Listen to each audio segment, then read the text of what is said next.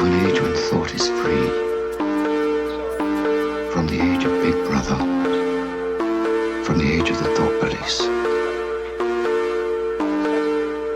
from a dead man. Greetings.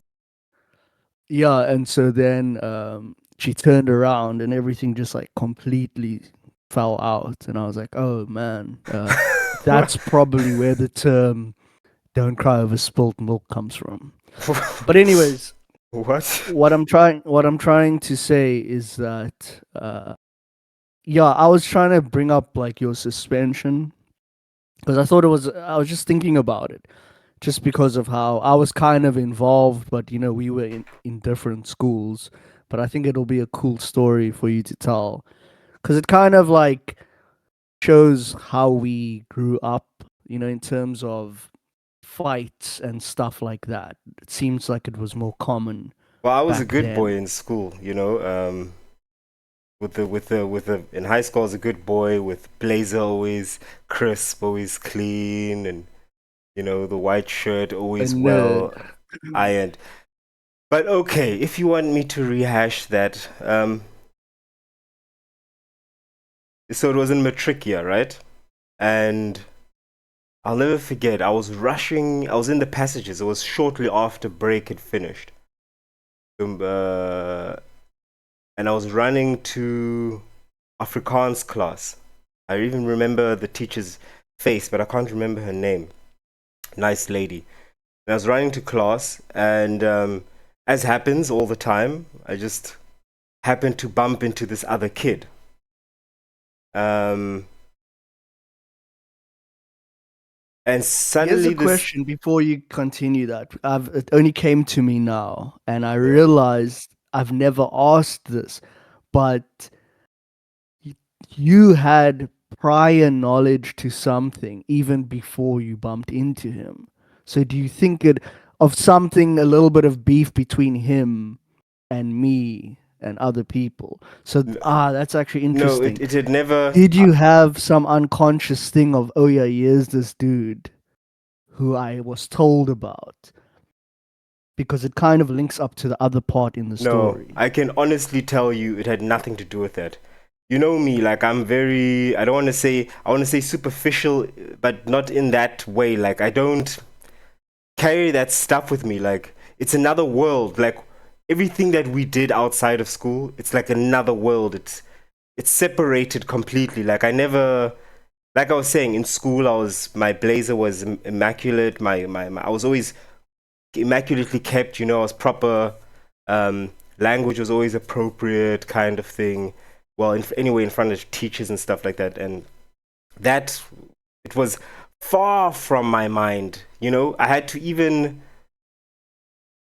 I'll get to Summon that. it. I'll get to that. So I'm running to class. I'm just in front of class, and I bump into this kid, and I think I even said like, "Oh, oops," and then instead of being like, "Oh, okay, no problem," he grabbed me by the collar and like pushed me towards the wall, and I wasn't scared at all, and I knew this guy was at least 1 or 2 years younger, but I was like amused. I was really like, "Huh, are you serious?" And I grabbed him by the collar and I just started pushing him back. Oh, so Um, you had a tussle in the passage. Not even a Interesting. tussle. Like he just pushed me. Like I'm very slow to anger, right? I don't. Yeah. It's either I'm very cool or I'm at 120, right? It's percent. Like so in this instance, I was very like, huh? Are you serious? Like we just knocked into each other. And, okay, fine. So you want to do that? So I just like held him by the collar, and I pushed him back. And then suddenly, before anything can happen, the teacher's like, Maguni, Mr. Maguni. She's like used to like calling me Mr. Maguni. Mr. Magoo. Crazy. Yeah, and Afrikaans teacher, and so it broke up, and I went into class like, oh, okay, whatever, and then I sat down, and some of the kids were like during class were like, hey Nguni, like whispering across to me, like, what's going on between you and Clyde? I was like, nothing, like I just bumped into him, Between and like you and who? jokes. Okay, sort of. between me and this guy. And I was like, nothing's going on. Like, I literally have no emotions towards it. And they just like started brewing this conspiracy, like, yeah, you guys gonna fight. I'm like, nah, dude, I'm not gonna fight anyone for nothing. Like, it's nothing, okay? So then I go to now it's break time. I go to the matric lawn. I'm standing there chilling with some other mates of mine, just talking, shooting the hoops, like shooting the shit like you always do, talking. And as we're standing there on the middle of the matric lawn on this beautiful sunny day, there's a crowd and like this hovel, like a hovel of people, like Yeah, coming like a down hum. from the top, like down into onto the field, and it's like, huh? What's going on here? And there I see this Clyde guy, like, being like, sorry, let's call him C, okay? I don't want to put people's names in this, okay? Because we've It's all too grown up. late. But anyways, We've all grown up. It's a he childish thing, I'm doesn't sure. I'm he sure doesn't even know he's about like, this. yeah. Anyway, and by the way, right now I have zero ill will towards him. It was just a childish thing. Who knows? He was probably hyped into it, right? Because there were like yes men around him, like, Oh, yeah. when it happened. When it happened, there were yes men around him, Okay. They're and like, you can't let him do that to you. you see, and obviously it's the same thing that happened to me while I was in class, where they're like, "What's going on? Are you gonna fight?" And I'm like, "No, Yeah. like, there's no point." And Some chick is like, oh my gosh, you'd be so hot if you fought. Like, okay, there's a like some comical thing, I It's saw like, some of that, like I saw some of that. Anyway, so this crowd shows up, and I'm standing there, and the guy, I'm literally just standing there. This guy just comes towards me, and he's like trying to like grab me again. So I'm grabbing him, and I have zero emotion. I have no desire. I'm not like, scared. I'm why not are we doing angry. this? What? Yeah, like, Like, why are we why are we doing doing this? exactly? Like, why are we doing this? Like, I have no reason to fight you. But now I can see that, okay, this is turning into a crowd, and um, as always, my school, it had this element of there's a fight, so huge crowd just forms around, and people are shouting like, yeah, someone's got to get him. hit now. And I'd Crucify seen this him. before, and like I do, this can be a very dangerous situation. Exactly. You have to control it, because you can be the guy, and he might not even be the one who does it. You might just end up on the floor and people start stomping, right? So I was like, okay, Nguni, you're gonna have to find a reason to fight this guy. And you're right, like, that's when it clicked that, oh yeah, you had a let's say an issue with him and his crew. So I was like, okay, All over chicks, as always. You know? Always about girls, dude. so I literally just had to find something to make myself angry. So I said, I'll never forget, I was like, what about Mikey them? Like, literally, I just said, what about Mikey then? Because I didn't even know enough. Like, I just said, I didn't even say, why did you do this to Mikey? And why do you know? I just said, what about Mikey them? The craziest prompt, dude. Yeah, it's a prompt, right? And then he goes, what about Mikey them? Mikey, sir? No, Oos. yeah. And so I was like, I guess that's enough. And then I headbutt the oak. Oh yes, And- you headbutted him. Yeah, I I headbutt him. He swings wide. allegedly. Yeah. I duck, and then I grab him by the collar, and my arm just starts hammering away at him. Obviously, at that time, I was doing a lot of sports, probably bigger than I even realized But I keep in was. mind, even though it was a sunny day, it had rained like Oh a yes. day or two before that, so the grass was like still wet. Yeah. The soil And was. when you have those school shoes on, you guys were literally like slipping. Like dude, there was some haymakers you were throwing That was, remember, there was that one shot you landed where it sounded so loud, like a gunshot, dude. Bah! Yeah. Right? And that was like, but it's the wild scramble. But there was like two or three that like you just missed because as you threw it, you slipped at the same time. Yeah, exactly. And yeah, like you just missed his head, and yeah, then you got pulled off and stuff. Yeah, look, the only reason you can make those comments is because some idiot recorded the whole thing. Yeah. So anyway, And but then they the put your name on the internet because back then, like YouTube was like very new, Mm. and so you would have all these fight videos on YouTube. Yeah, like bum Even fights. right now, one of my friends has a fight on YouTube. I'm in it. You see my arm at my school. That's my arm. That's mom. Yeah. I So wish I was. Yeah. yeah, so I like you're right. Like you said, you're right. It was rainy. It had rained previously or 2 days before. The soil was like a little. It was definitely slippery. Plus those school shoes. But I managed to when I held him and my arm just like jackhammered. It was quite successful, quote unquote, for a bit. And then and then when he started pulling away, that's when we like slipped, and then he landed on top. But thanks to our, you know, wrestling, UFC, mania that we were in that time, Yeah. I knew exactly what to do. It was actually instinctual. I didn't even have to think about it. As he was about to hit me and I was on the ground, I just pulled him towards me.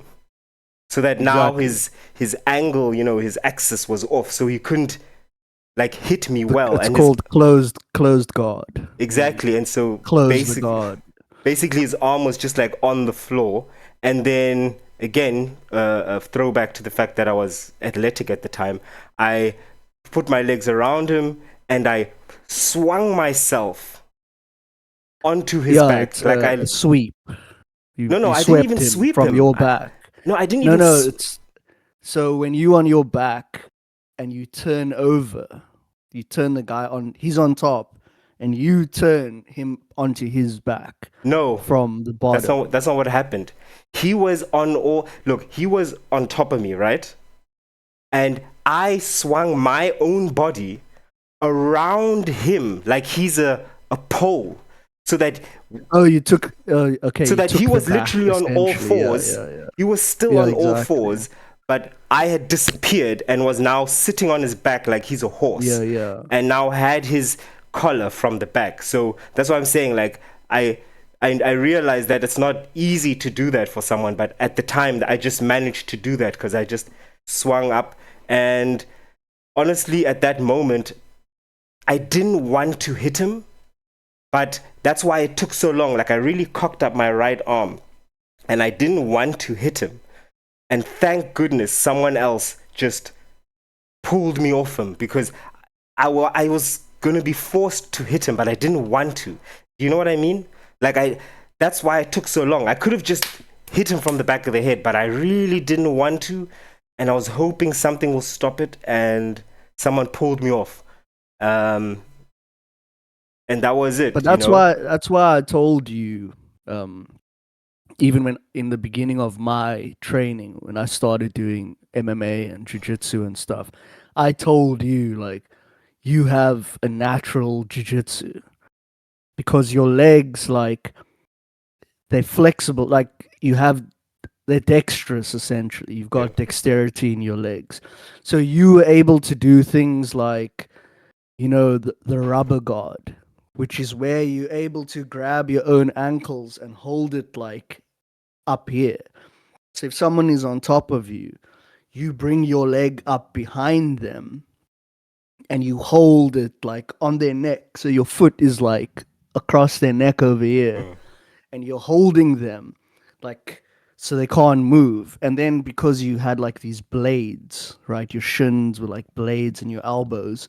Then you could do what's called like a go-go plata, where you take that leg that's across his back and you move it in front of his face. So now your shin is across the guy's face And like you just this, choking the big. and you just pull. Either it's under his neck and you start choking him, or you just put it across his face here and you break his teeth and his jaw and stuff. But you naturally had that, so with you being able to slip out the side and take the back, that's a very natural jujitsu, you know. Yeah.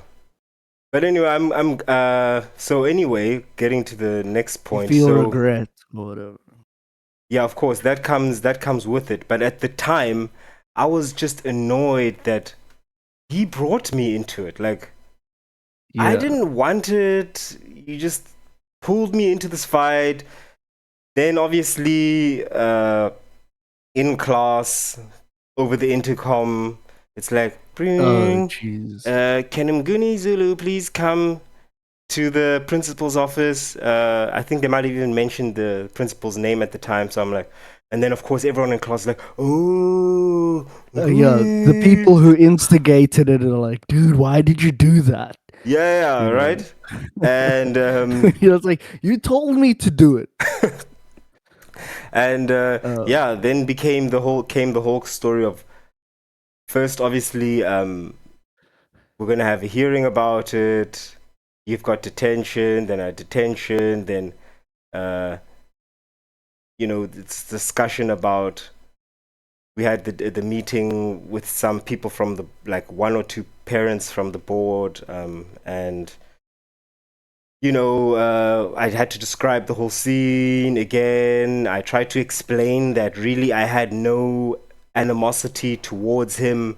If he had just let it go, it would have been nothing. I wouldn't even have done anything the next time I saw him in the passage, because I really had no interest. Like, we had other things that we're talking about, like girls, partying. I was busy with sports.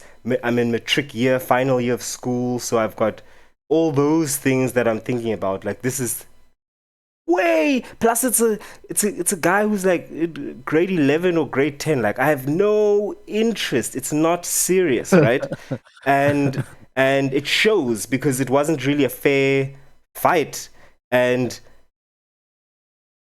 But still, I got suspended because apparently his face was like injured, which just shows again, like, and So I've said he this. didn't get suspended. He must have, I right? don't know. I tried to ask, like, what did he get? And the principal just told me, that's none of your business, okay? And I was like, oh, geez, typical. Like, just get the black kid, even though you know that Yeah. this guy was defending himself. But obviously, what didn't help is that they pulled out the video in this hearing, Oh, yeah. and I'm that's... like, and they're like, you see, you headbutted him first. And I tried to Oh, explain. okay, I see. Yeah, I A big tried to. kid bullying the little kid. Remember, because the video doesn't show that he came to you, right? So it just looks like you guys are holding each other, and then you headbutt him, almost like you're a bully. Yeah, but I mean, they definitely must have found out that, like, because where it took place was on the matric lawn. Like, I can't. Something you have to remember is that the matric lawn is called the matric lawn because only Yeah, he's the not allowed there. exactly, which means he had to actually move his feet and intentionally come to that place. You know what I mean? No one lured him in there, or at least it wasn't me. But anyway, whatever. So I got my 4 days of suspension or something. And it was like, And then you came to my school, which was what I was thought funny though, hilarious. what was really funny though, was that they had tried to. I came to school, and the principal called me to the office, and was like, you're not supposed to be here today. And I was like, oh, really? Why not? And he's like, your suspension is supposed to start today. So I was like, oh, okay. I didn't know that. Like, no one told me. Like, I don't know how they thought I was going to find out, but no one had told me that it starts that day. So I just remember leaving school kind of chipper, like happy, because the suspension was a finite number of days. And I think it coincided with the weekend or something, but it was not that bad. Especially given the fact that in most of my subjects I was like ahead anyway. Like I was one of those people, I didn't really study. I mean, I can count the number of hours that I studied for my final exams, actually, on my hand. Um, but Yeah. I mean, look, and just like to kind of give context, another thing is that you need to keep in mind is that he was dating this chick whose mom was a teacher at the school as well. oh, So really? yeah, so maybe that had like an effect because that's actually what happened. I was at a house party and I met his chick and I was like, "Oh, this like she's cute." Let me cause And some cuck here. no, I didn't know. You know, that's the thing. Like we grew up at a time where it was house parties, you Yes, I know, remember. Oh, I you love that. would walk. We would walk everywhere, right? You would walk from house party to house party. It would be, and back then, dude. I mean, I don't want to sound aged, but back then you didn't have like what did you really have? You didn't have like social media to be like, oh, the house party's at this location. No, you knew that there's a house party in this neighborhood that you heard about word of mouth. Someone got a message. They don't even have an address. We would literally walk. It's at night with our booze on our back in our bags. And the And you would knuckle stand duster. still and you would listen. And the Knuckle knuckle dust is duster. everything. Yeah. You would stand still and you would listen. Hey, I hear something coming from there. And you would walk. I know it's coming from here. And you would just listen for the beat. Doop, doop, doop, doop. And then you'd be like, oh, here's the house party. You would go to house parties and you never knew who the people were. Mikey, you know what's so Like, funny? That trick that you just mentioned, I'm the one who taught you that. yeah, I know because you I was, essentially showed me like that world yeah, of no, like your legs can get you to many different places. Because I was always like, oh, my parents will drop me somewhere, or I would go to a friend's house, and then in a different neighborhood, and we would get dropped at the places. But I'd never that world of, oh no, you can just walk out of your house, and you can walk an hour and a half, and you can be where you want to be, and then you yeah. can walk all the way home. That wasn't like I didn't even think that was possible until you would just show up all the time. Like, because remember, I didn't trust you. You didn't trust uh, me. yeah, I was like, who's this black dude who keeps showing up? Like, I always see him around, hanging out with like my And I'd little walk to brother. your place, and then you'd find Yeah, out like and the you would guy have that walked. orange bag on your back Yeah. all the time. And this guy And I was walked like, from where? yeah, it's like, who is this guy who keeps showing up here? Yeah. Like, it doesn't make any sense. He seems like trouble. And then, obviously afterwards we find out that, oh, we actually the same age. Mm. So now I'm like, oh, we've got more in common than, with my little brother. But yeah, and so then we started missioning around. And then Yeah. things became like open, right? Mm. Where I would call you, I'm coming over. Okay, cool. I'll see you now. And then Mm. trek to your place, which I had never done before.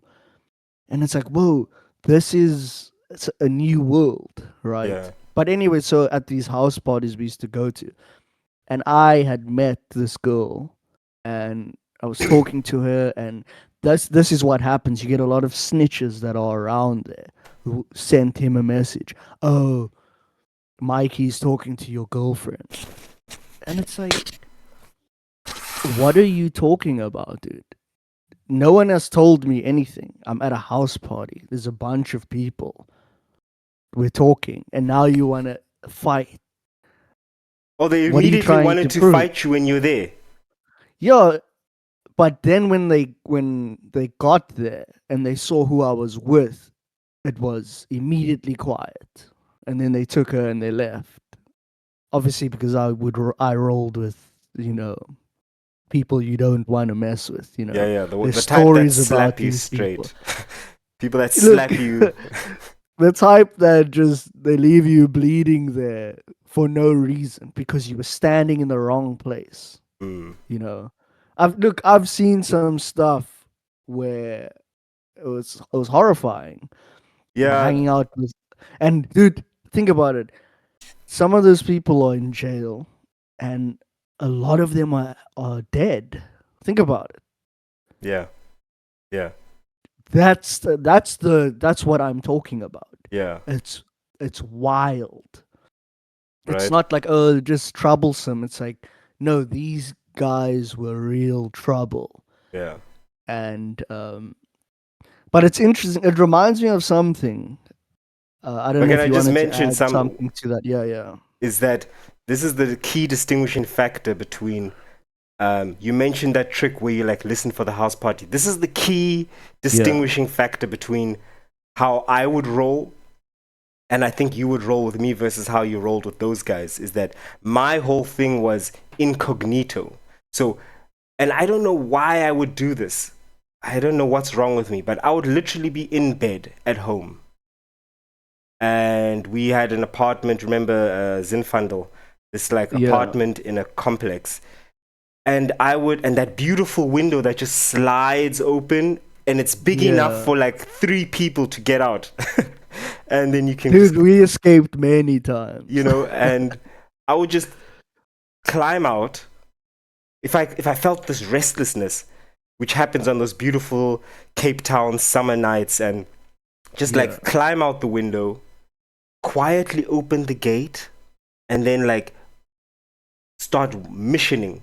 And I would just wander into this area called Aurora, where it's like a suburb, which is a like, very beautiful place. A lot Right? of the rich kids lived there. and So the house parties were peach. exactly. And I would literally just do the same thing, like listen out for sound, go there. When you can kind of hear that it's like people talking, then I'd wander there.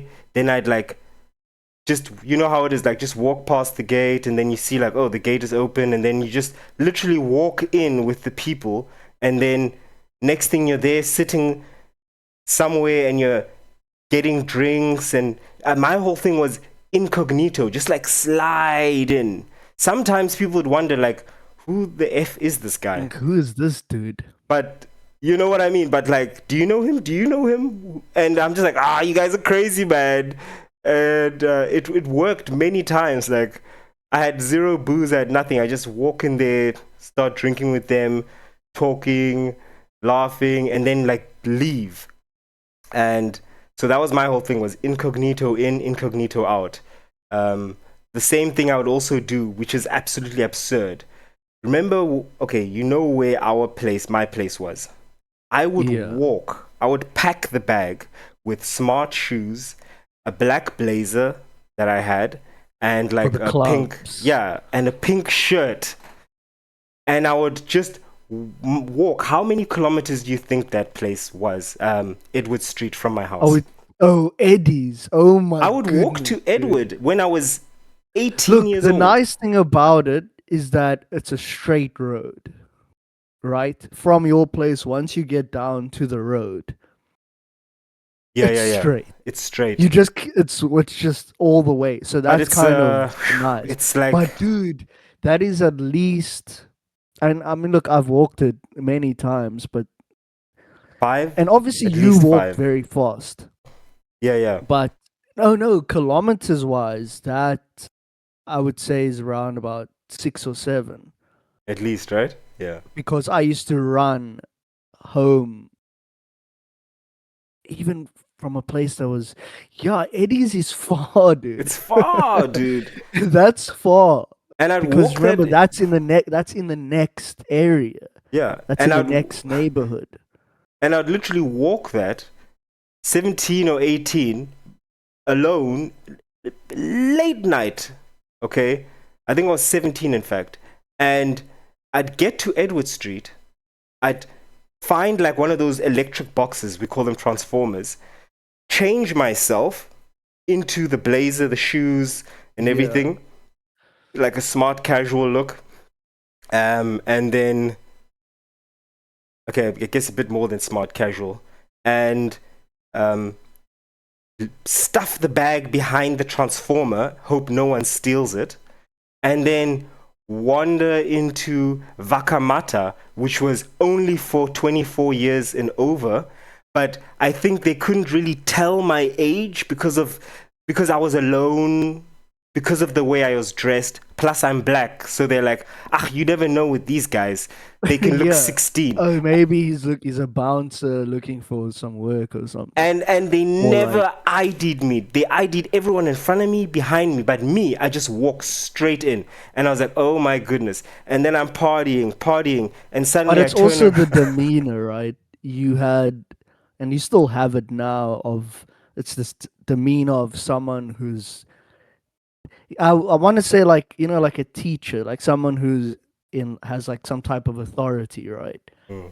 Even like the shoulders and like the looking forward and the gaze and even the nod is very much, I'm here to grab my kid or something. Yeah. I, on the other hand, because remember, you were the one who was trying to get me into clubs, and Yeah. obviously I couldn't get into Your anything afro because didn't help much. but I also just looked like a child, right? Even like way, dude, into my 30s, I was still getting asked for ID, Jeez. which is just ridiculous. Uh, yeah, I mean, it doesn't even make any sense, but yeah, so you would like we would try go to Stones, and then I would be there, nervous, and it's obviously my demeanor. I was nervous and stuff because you know I'm going into this place. I'm not even allowed to be in there. This is like where the real grown ups are, and never got in. Always had to go sit in the car while people drank and stuff. Jeez, so Uh, that sucks. Yeah, but like, yeah, it was crazy times, man. Thinking back on it now, it was that restlessness of youth, and I don't want to get too deep now, but there was a lot of stuff happened when I was younger, um, that made me feel like I had moved from the center of the proverbial world to the peripheral. There were many things that I couldn't access anymore from the previously privileged life that I had. yeah, And so I think I had this hunger to participate, like this restlessness to like, and I mean, let's be honest, we grew up in a small town. That the small town that we grew up in is now a bigger town, much bigger town. But when we were living there, when we were 12, 13, 14, I mean, bro, I mean, you remember where I used to stay, like Sable Crescent, like past where your place oh was? yes, And it was exactly. so, dude, you could just getting to the nearest 7-Eleven was like for you it's not that bad, and you would Yeah, because I complain. lived by the. I never complained about the Oh, come shop. on, come on. On a hot day, you'd be like, I'm not walking to 7-Eleven. But think about me. I had to, I'd walk like from over the hill down to the 7-Eleven. So it was, Either one, right? The one that was either to the left was quite a distance, and I mean, not in hindsight, the places we've walked, it's not far, no, but it's a when stone's you're throw from you. young, yeah. No, I mean for you, like think about where you ended up walking after that. When we would go to a party in like Kenridge, Oh yeah, of course, of course. you Yeah, know what yeah, I'm yeah, yeah, saying? yeah, yeah. It's like, oh, where it's there. Okay, cool, let's go. Yeah. Not even is there perhaps a lift. Even, dude, think about PP Smith, right? Which is close to Edward Street. Oh We yes. used to walk there, right? It's a sports club, and because they used to have a lot of these parties, they would have them at the houses, but then you would have them at the sports clubs, which is interesting. Like you don't get those anymore. What the parties at the sports clubs? The way things Probably because of all the operate, fights. Let's be yeah, honest. a lot of people got arrested, and then you start figuring out, oh, they're having parties at all these different places. It's in all the like the rich kids in the big neighborhoods, that's where you really have to The take a yacht lift to club. get there.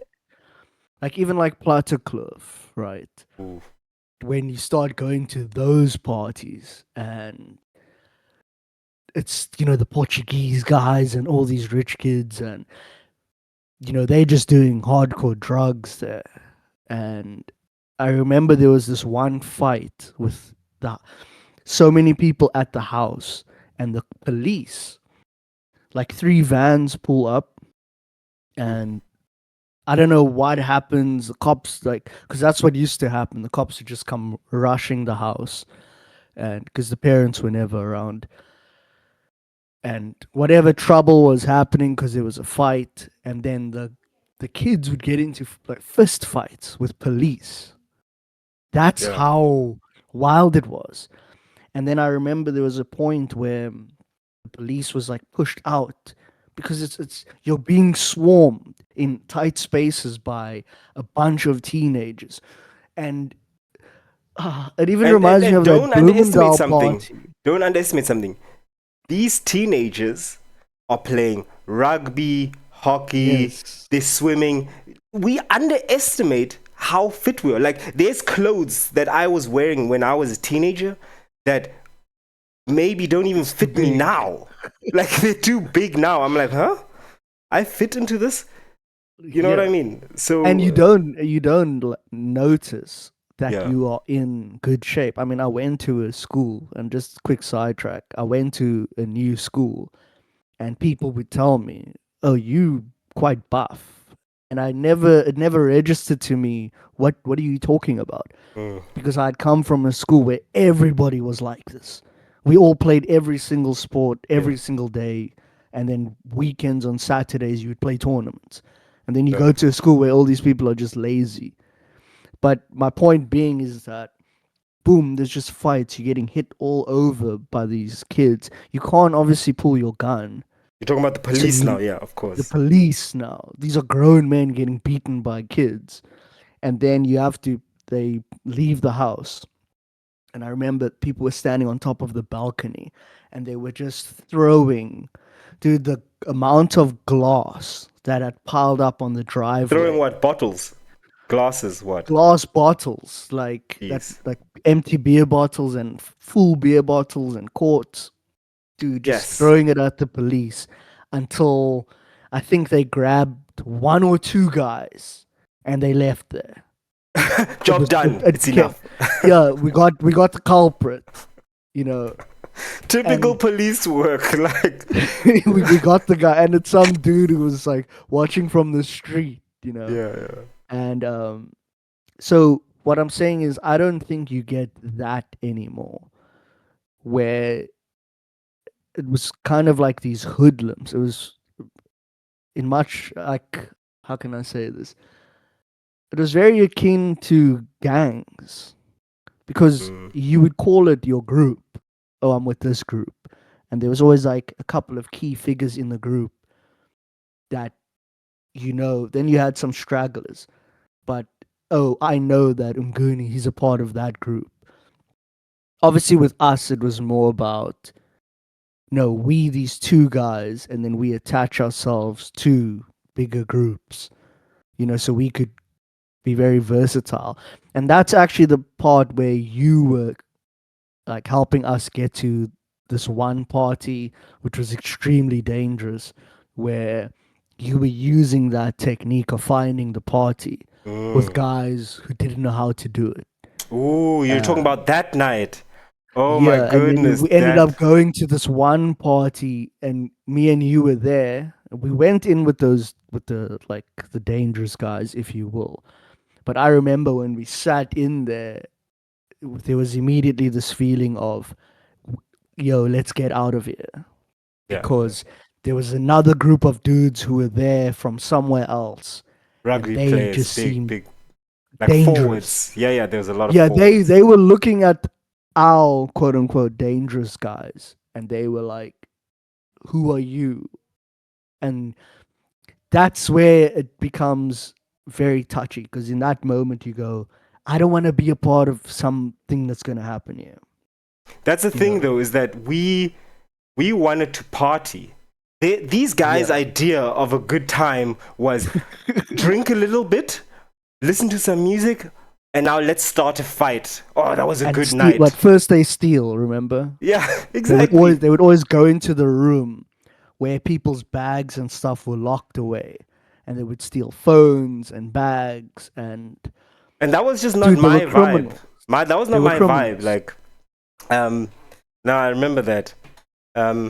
That was And it's just not like our vibe, you though. have like these girls who are like crying now. My phone's gone, and you're just like, oh my god.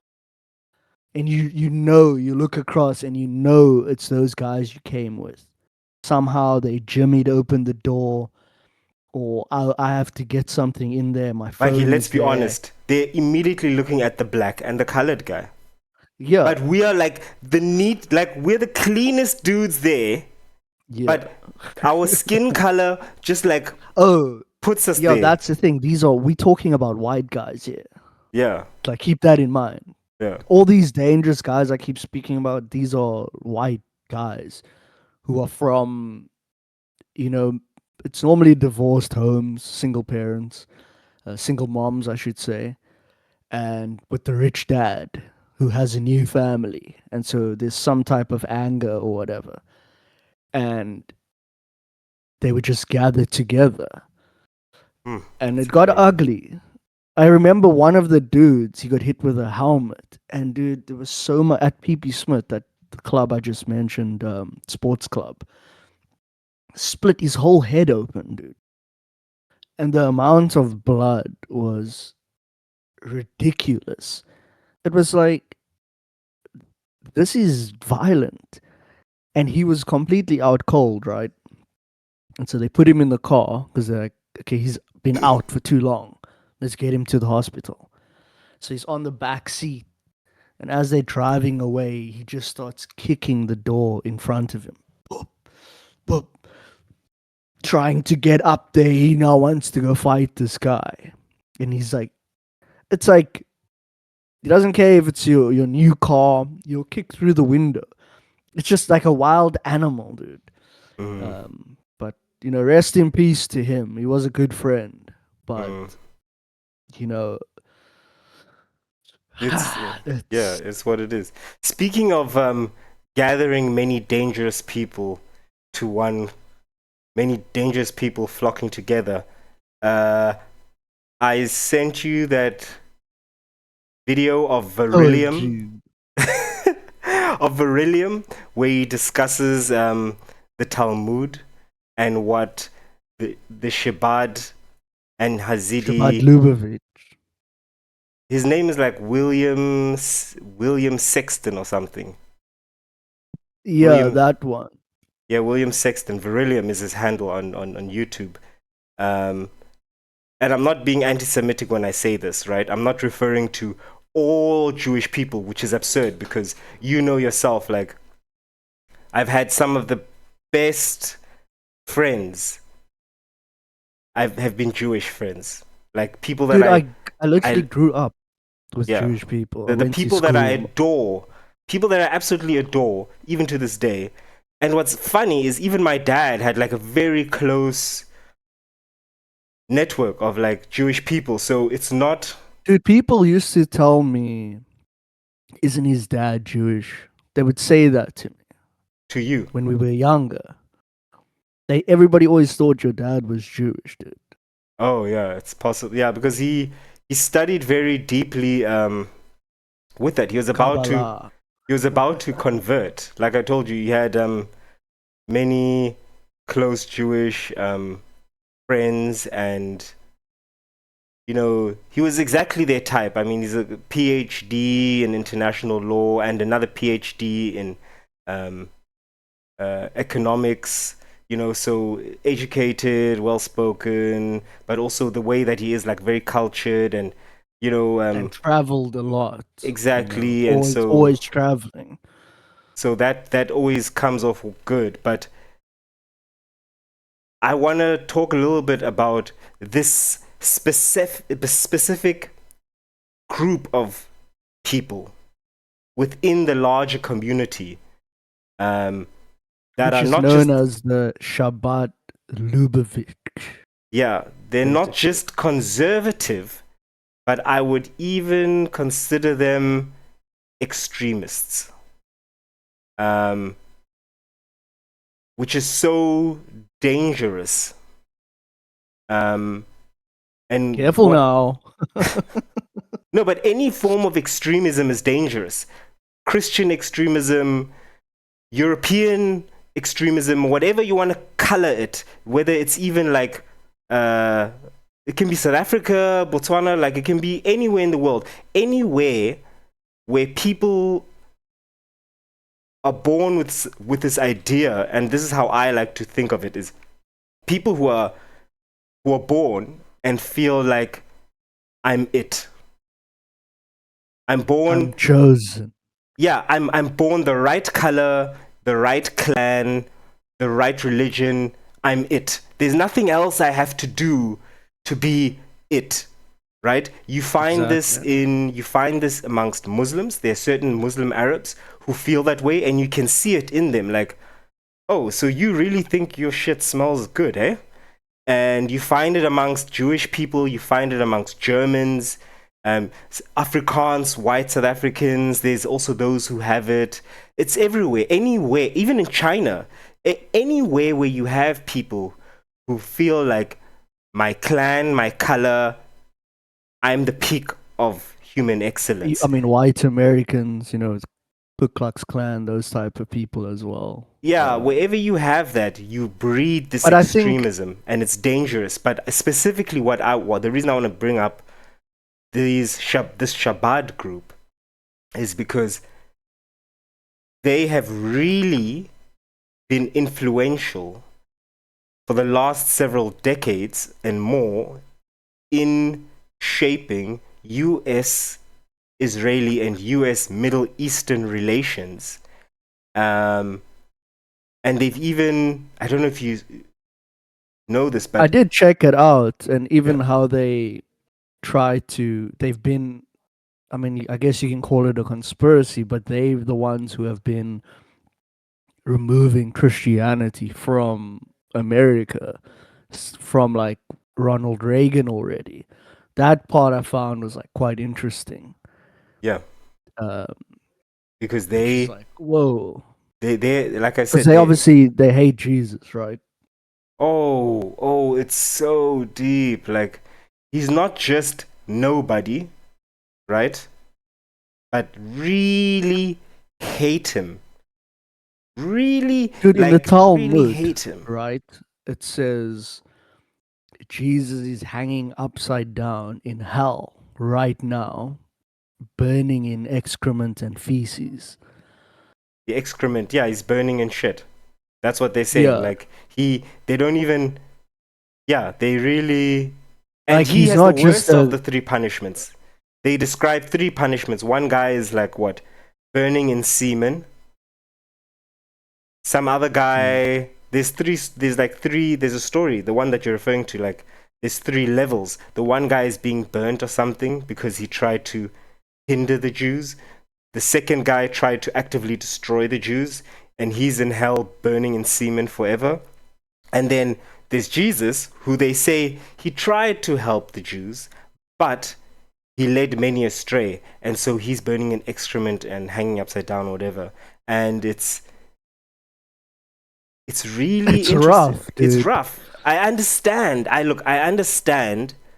that there's an animosity towards Christendom, because a lot of the things that were done to Jews for hundreds of years were done by people who said, let me emphasize this point, Yes. who said, I'm a follower of Christ. But really, if you were a follower of Christ, you would not have taken that stance, because Jesus wouldn't have done that. Right? Exactly. So It's just they use it like as grifters in a way to. It's hard to explain, but you're not Christian if you're doing that, because right? because all we have to do is look at your actions. Mm. Like, yeah. So I know what you're saying. Yeah, but It's under the guise of Christianity, but it, it's not really. yes, a lot was done to Jewish people under the guise of Christianity. And so this group Shabbat, they really and also Give some examples of. I mean, I can probably give more examples because I think I checked it out a little bit more recent than you. But what about it stood out to you the most where you were like, whoa? Like, what shocked you the most? what shocked me the most was a combination of things. It was, first of all, that this interest group, had actually influenced or set in motion the development creation of the Department of Education, which always makes me go, huh, that sounds like a conspiracy plot. In addition to that, they've been paying politicians for not just their opinion, but for a specific agenda for some time. And their agenda is as follows. They desperately want to create the Israel of the biblical prophecy or promise, which was basically from the Sinai, including Syria, and like It's the Greater Israel. the Greater Project. Israel, as it's called, the Greater Israel Project. And not just that. From the Euphrates to the Nile or whatever. Yes. And beyond or something like that. And what many people don't understand is the map doesn't have to say Israel. The sphere of influence is enough, right? Yes. As long as they can mark that in, this is our sphere of influence, absolute sphere of influence. That's this their is agenda. Very anti-Semitic of you, Nguni. No, it's not. It's not, because you can say that they are Muslim extremists and it's bad and this is what they believe and it's based on these writings without condemning every single person who's Muslim. And if you can't do that, then we're doomed. That is the big problem, because that is what's happening right now, where how in the past, if you would criticize any type of group, oh, you're racist, right? Then from there it moved on to, if you had a problem with the gays or transgenders, oh no, you're a bigot. So they like, okay, but you just jumped a whole hoop. No, I'm leading into it. So basically, and now the new one is, no, you're anti-Semitic. If you have any type of concern, oh, I don't like this. This doesn't sit well with me. Oh, you better make sure that you're not anti-Semitic. They look at it like it's a disease, but it's a word to. It's like when Dave Chappelle said, "Oh, they say you're crazy," because then people don't believe or listen to you after that. Oh, you're just a crazy guy. So if you have certain points about Israel and stuff, then, I mean, I can just say, no, you're anti-Semitic, and then people go, oh, he's got some sickness inside of him. That's why he's talking like this. Yeah, you're right. But something important to remember is that even within Israel, there are Jewish Israeli and Arab Israeli who are protesting what Benjamin Netanyahu is doing. And the reason it's not trivial is because Benjamin Netanyahu, I believe he is Shabbat. I mean, he is a follower of that Rabbi Shmuley, right? Who was yeah. Rabbi what? He was the Messiah. Rabbi Shmin. He was. Not he was the Messiah. Some of them believe he was. Some the believe Messiah. that he was. Even remember when Ivanka, right? Trump got married to Jared Kushner, who some believe, not me, allegedly, is that he's the new Epstein.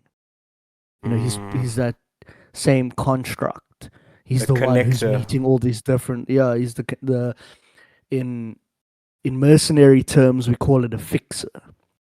But when they, I don't know, there's this thing that they do when they go to his grave. It's a big tradition where you have to go to his grave, and I think there's like this white paper or something that you write on, some type of ritual, if you will. And they went and did that.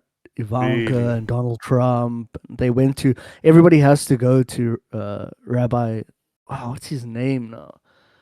I've Let been me see saying if it the I whole time. let me see if I can't Like Rabbi find. Shmurny or something.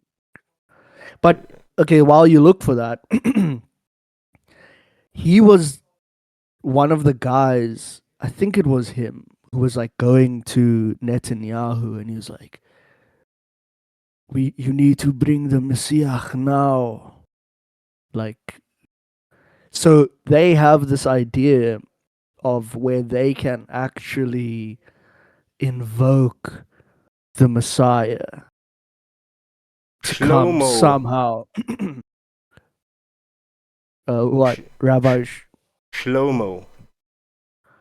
Shlomo? Yes. I Are you think that's sure it. it's that one? Yeah, I think it's. Shabbat. I mean, um, You'd also look up, like, no. this guy called, was seen as the Messiah by some people.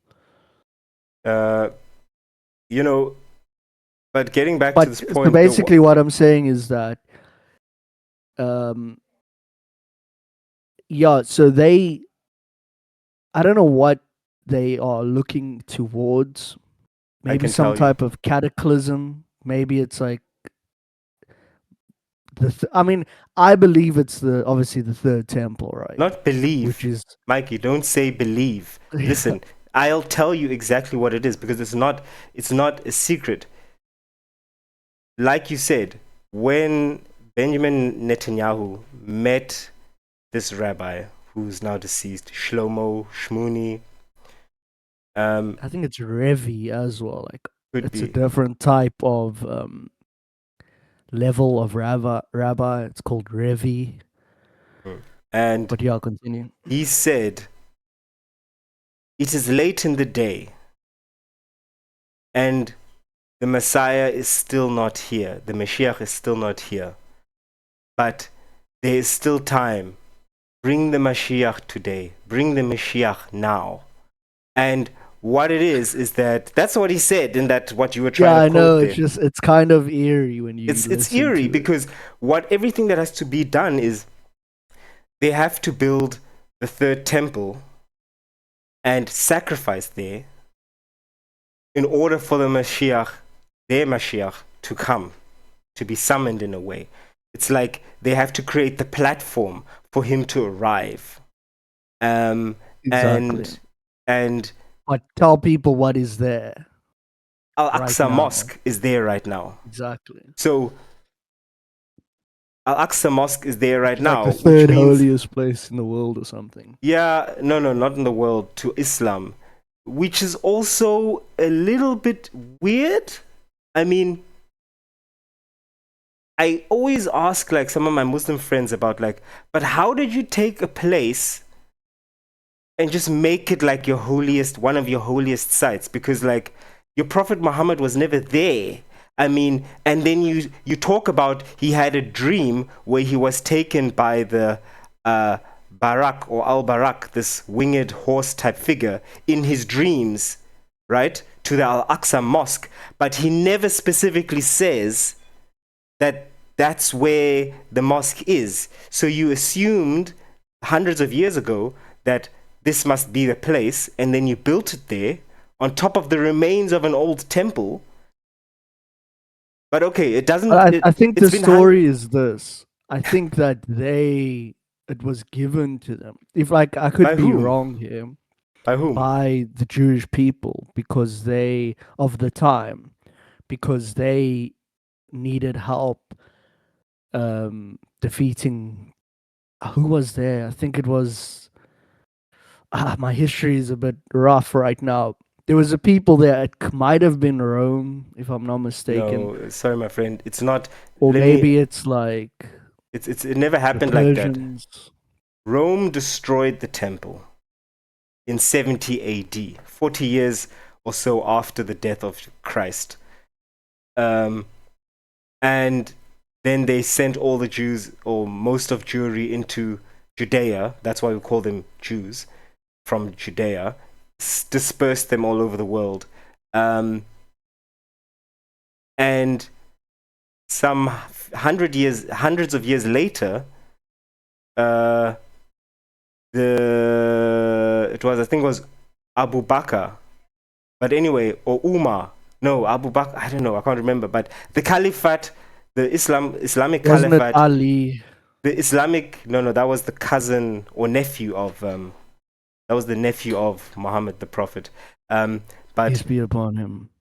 yeah, you can say that if you want. I'm not Muslim. I'm just saying. Yeah. Like, I also try to use respect. I don't want to offend Suleya. anyone. What's the other one? Suleya Salam, something like that. But continue. They conquered Jerusalem.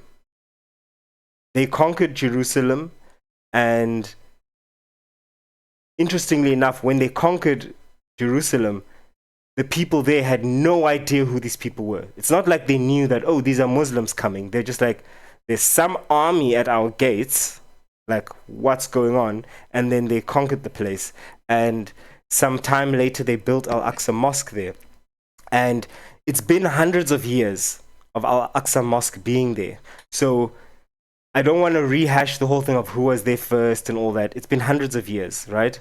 But my point being that they have to destroy Al-Aqsa Mosque. In order for them to get away with destroying Al-Aqsa Mosque, they have to subdue any of the major Islamic Arab threats that would like stand up and be like, yo, no, we won't allow that. So of course one of those is Iran. And then they have to kind of keep the other ones in place, and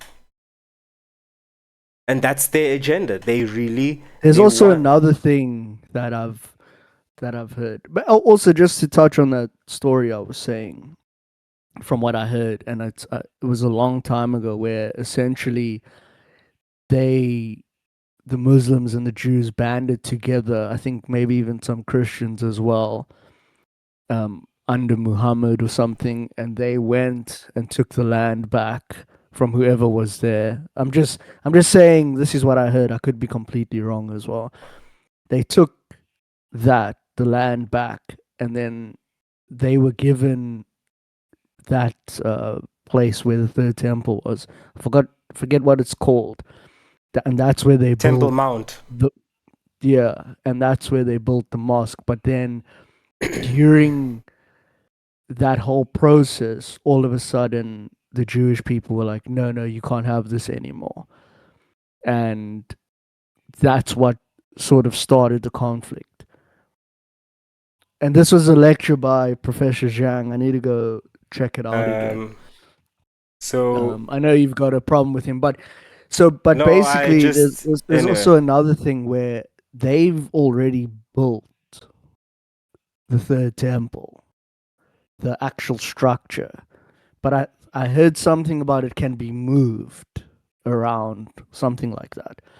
And I think it's What are you saying? They've already built it, but it can be moved around. Yeah, no, they've built it somewhere else, and they kind of use it, but they want to place it onto the Temple Mount. It would be completely. It would be for their ideology. It would be useless. It's all for the eschatology, but what they're saying is that there's these certain cows or bulls, red heifers. They're known as the red heifers. Yeah, heifer is just the female cow, but it has to be a red one. Yeah. Yes, exactly. Yeah. So it took them a long time to be able to breed it again. I'm not sure what the problem was, but they bred like 1,000 of them in the United States, and they sent them to Israel. So right now they've got these red heifers ready to go, and so that's why I'm saying it's kind of interesting how it's unfolding. That, and I said this as well, is that don't be surprised if something strange happens to the mosque. Just No, you're absolutely right there. Because and then this, and don't be surprised if they say, "Oh no, it's like Shias from Iran or something like that, or Hezbollah or Hamas, some terrorist group or something that has done it all of a sudden, but as it always happens." but I'll tell you one thing: Netanyahu wants to do it in his lifetime, in his tenure as prime minister, Yeah. which means that either he's not going to be voted out, or he's going to move the timeline up very fast. And that's why we saw, for example, or that's what I think, that's why we saw at the beginning of this Iran war, or sorry, skirmish, whatever Trump is calling it now. It's not a war. Conflict. Is that a war? They're telling me I can't call it a war. It's not You a know, war. and the guy just has no filter. Like everything he thinks, he just says it. You remember when Israel was the first to strike, and then Trump had this like emergency press summit Yeah, quickly. it was the 12-day war. Yeah, he That's just what they call quickly had this, and it's like, we praise God. Dude, that was mercy it's upon like, us. Like this guy looked stressed. we love you, God. We trust you, God. He looked so stressed as he was announcing that my partners just went in. Like we clearly told. It seemed like he said, "Guys, please don't go," and they're like, "Screw you, we're going." And now they were just like dragged in. Dude, he even said it. It's like, we're finding good guys, but they keep killing them. Right? Who's like, them anyway? No, he was talking about the Israelis. He's like, Yeah, they yeah. keep killing them. And again, it's important. It's important. I can't stress this enough. There are people in Israel who are demonstrating quite vocally that they don't want this. But when a cult, let's be honest, like Shabbat and some of the these ultra orthodox Jewish people, when they get a hold of power, they're at the wheel. You know what I mean? It's the same thing as what's happening right now. Many people who are part of the MAGA movement were like, "Hey, I thought we're trying to make America great again," and there's things happening that they're not in agreement with. It's the same thing. You just need a very dedicated cell to take hold of power, and they can steer everything the way they want. But it's also this it's dangerous, evangelical even for Protestant wing Zionist of Christian. Christianity, Don't right? say Zionist extremist. Christian Zionists. And I had heard a different theory, which I thought was quite interesting, where they basically saying that these people are pretending to be like allies to Israel. But the reason behind it is that they know that once they get all the Jewish people to go to Israel and they invoke this Messiah, that is actually the Antichrist. Yeah. And that will then summon in Jesus' return from the Christian standpoint. Ooh. So it's like, oh, we're supporting you guys. Yeah, we want you to have Israel, but we're doing it because we know you are summoning the Antichrist, and that speeds up our eschatology. which is very interesting. I'm not saying it's real. I'm saying that's what I heard, but I was like, whoa, that's like, playing 4D chess. Mm. Uh, Look, it's like I don't really like getting political and stuff. I keep my ear to it, but other than that, because you have a lot of people who these days who are just outright grifters. And something I also notice about a lot of these podcasters these days is that they are not interesting people. Like, you yourself are not an interesting person, and so they talk about politics all day. They talk about all the different things that make the news essentially. But I listen to them and I'm like, but you as a person, you have nothing to bring to the table. All you have is the side that you've picked, and that's going to garner support from people who are on that side. So immediately you have support. Like, I was even thinking about it. Say, for instance, we turn this into a Christian podcast. Mm-hmm. We would have like we go the grifting route, dude. We would have so much support just based off of that. Yeah, Where of course.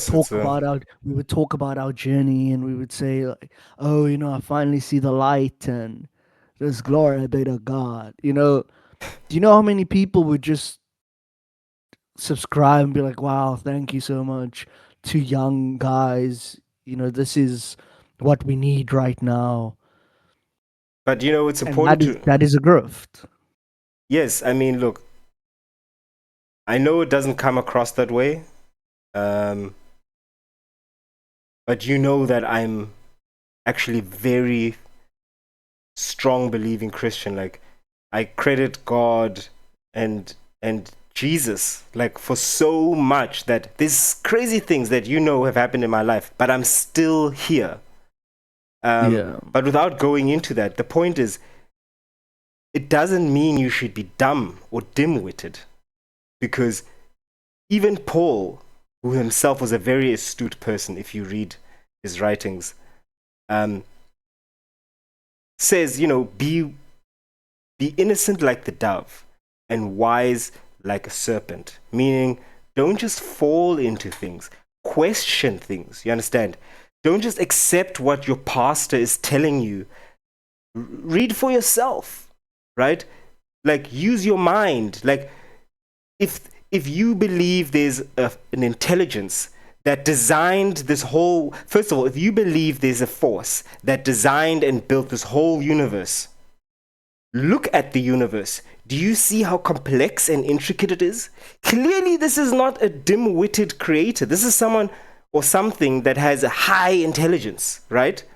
And yeah, beyond what we could even comprehend. Exactly. Because we can't even recreate a simple ant or a fly. Yeah. So then We why can't give anything life, So why would you think that this force would expect you to switch off your mind and throw it into the gutter? It gave you the mind.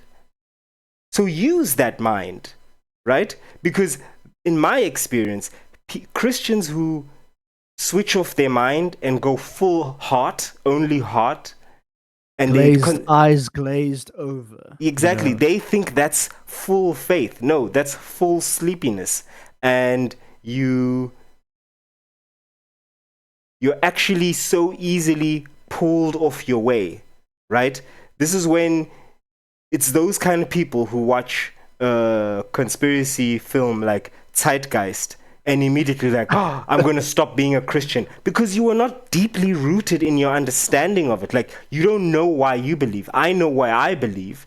I know that the evidence is not perfect, but that gap between what I can confirm or what I know through reason and what I believe, that's where the faith comes in, right?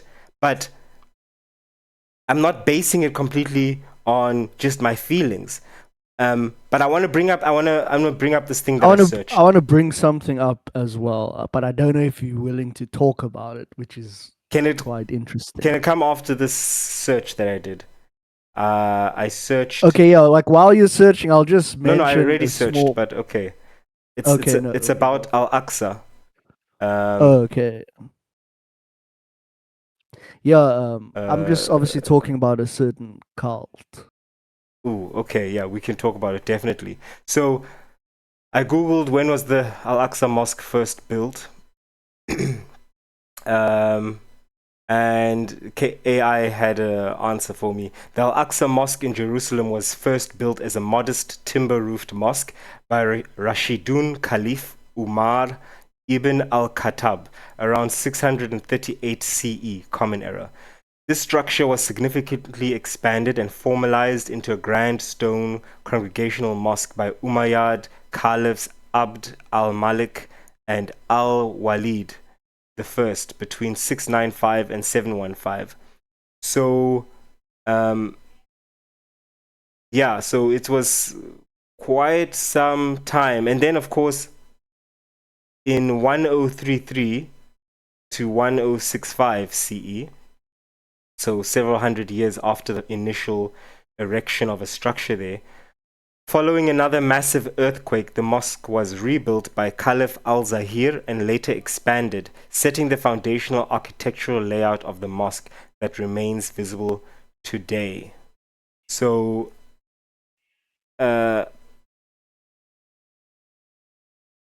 you know, and here's the crazy thing. 638 in the beginning, the Rashidun era, when it was first built, following the Muslim conquest of Jerusalem. See what I was telling you about the Muslim conquest of Jerusalem?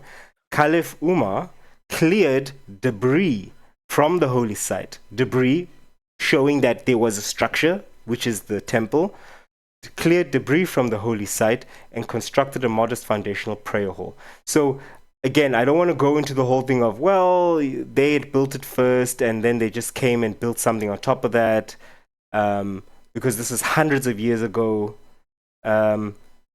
But look up the thing where it said that they were given after they, took it back. Took They were what back? given Jerusalem.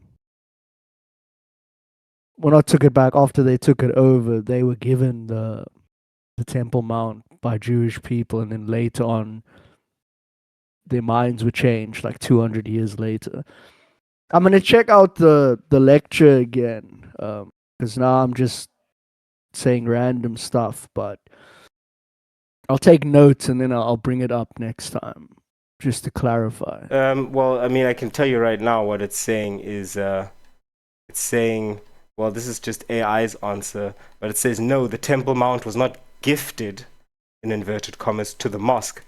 Rather, the Al-Aqsa Mosque and the Dome of the Rock were built directly on the Temple Mount centuries after its initial construction. So, no. You see, it's got nothing to do with that. It wasn't gifted. Who said that? Zhang. Yeah, it's just in one Yeah, of I his told you that lectures. guy. Like I have look when Like, he you when would he you would talks have about to when you would he have to listen to it and then be like, okay, I see what he's saying. but my thing is this: when he talks about religion and anything regarding religious history, I trust him less because he's not really interested. He doesn't really want to concern himself with the materials of that. He does a lot of just conjecture. When he's talking about economics and politics, I'll listen to him seriously. But when it comes to anything religious, I'm like, not from you, like from someone else. It's You know, because he has the sort of the Gnostic take, the belief agnostic. I would say in. agnostic because he's clearly not even Gnostic. Yeah, I mean, I don't know what you would call him, but because he speaks about how we have the divine spark in us, that God gave us, and you need to tap into that. And then so that's why he refers to Jesus a lot, because he's like, Jesus said the kingdom of heaven is within you. That's where you need to go within, to sort of realize your potential. And so because he has this approach that isn't one that your pastor would tell you, that's where people obviously have a lot of issues with him about as well. Yeah, Because it's not some specific denomination, or he's not this, that, or the other. He's using things that obviously sound right, because Jesus did say, the kingdom of heaven is within you. Seek ye first the kingdom. And so and then it's a lot of these all other things will be added on top. Sorry, just it's added important to onto say you, the but whole. Yeah. well, if you want to say the whole thing, it would be seek ye first the kingdom of heaven and his righteousness, and all these things shall be added unto you. But what I'm trying to say is that, so when you tap into that, and then you start looking at the divine spark that you see in a lot of poetry,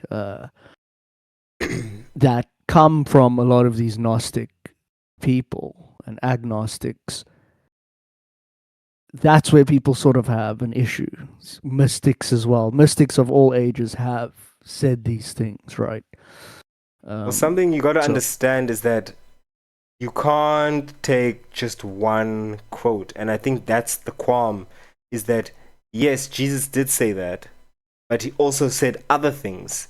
So let's try and look at everything he said to come up with an opinion. Because I mean, if you just take one thing I said, like Nguni once said, never have too many friends, which means that Nguni said have no friends. Like it's not that simple. Like look at everything I've said. Like look at my life story. Then you'll know maybe what I'm trying to say and what I'm about. Which is interesting, because I got blocked this week. I know it's an interesting segue. We've but been it- texting. Because Yeah. no, like because of this podcast, right? And Oh, you blocked. got blocked on WhatsApp, and you obviously got a bit of the, I wouldn't say the blame, but it was kind of interesting to see it like take place in real time. You were referred to as that black man, and this is a friend. Look, the guy hasn't always been all there. Mentally, I guess. Mm. I think he's like on the spectrum or something. And I'm trying to remember what he was saying. We were basically talking about like what was that part now? Oh yes, the Adam and Eve thing with the AI, which I think it wasn't even really just a. We were just like theorizing, I guess. Yeah. When we said like a sandbox, and Adam and Eve was like the first AI, and then you mentioned like the Anunnaki and stuff. And he had been checking the podcast out, and then I just got a message from him saying, who's this black guy? Like just like, and I was like, what? No, he's wrong. And then he just started like relaying scripture at me, almost like to rebuke me or something.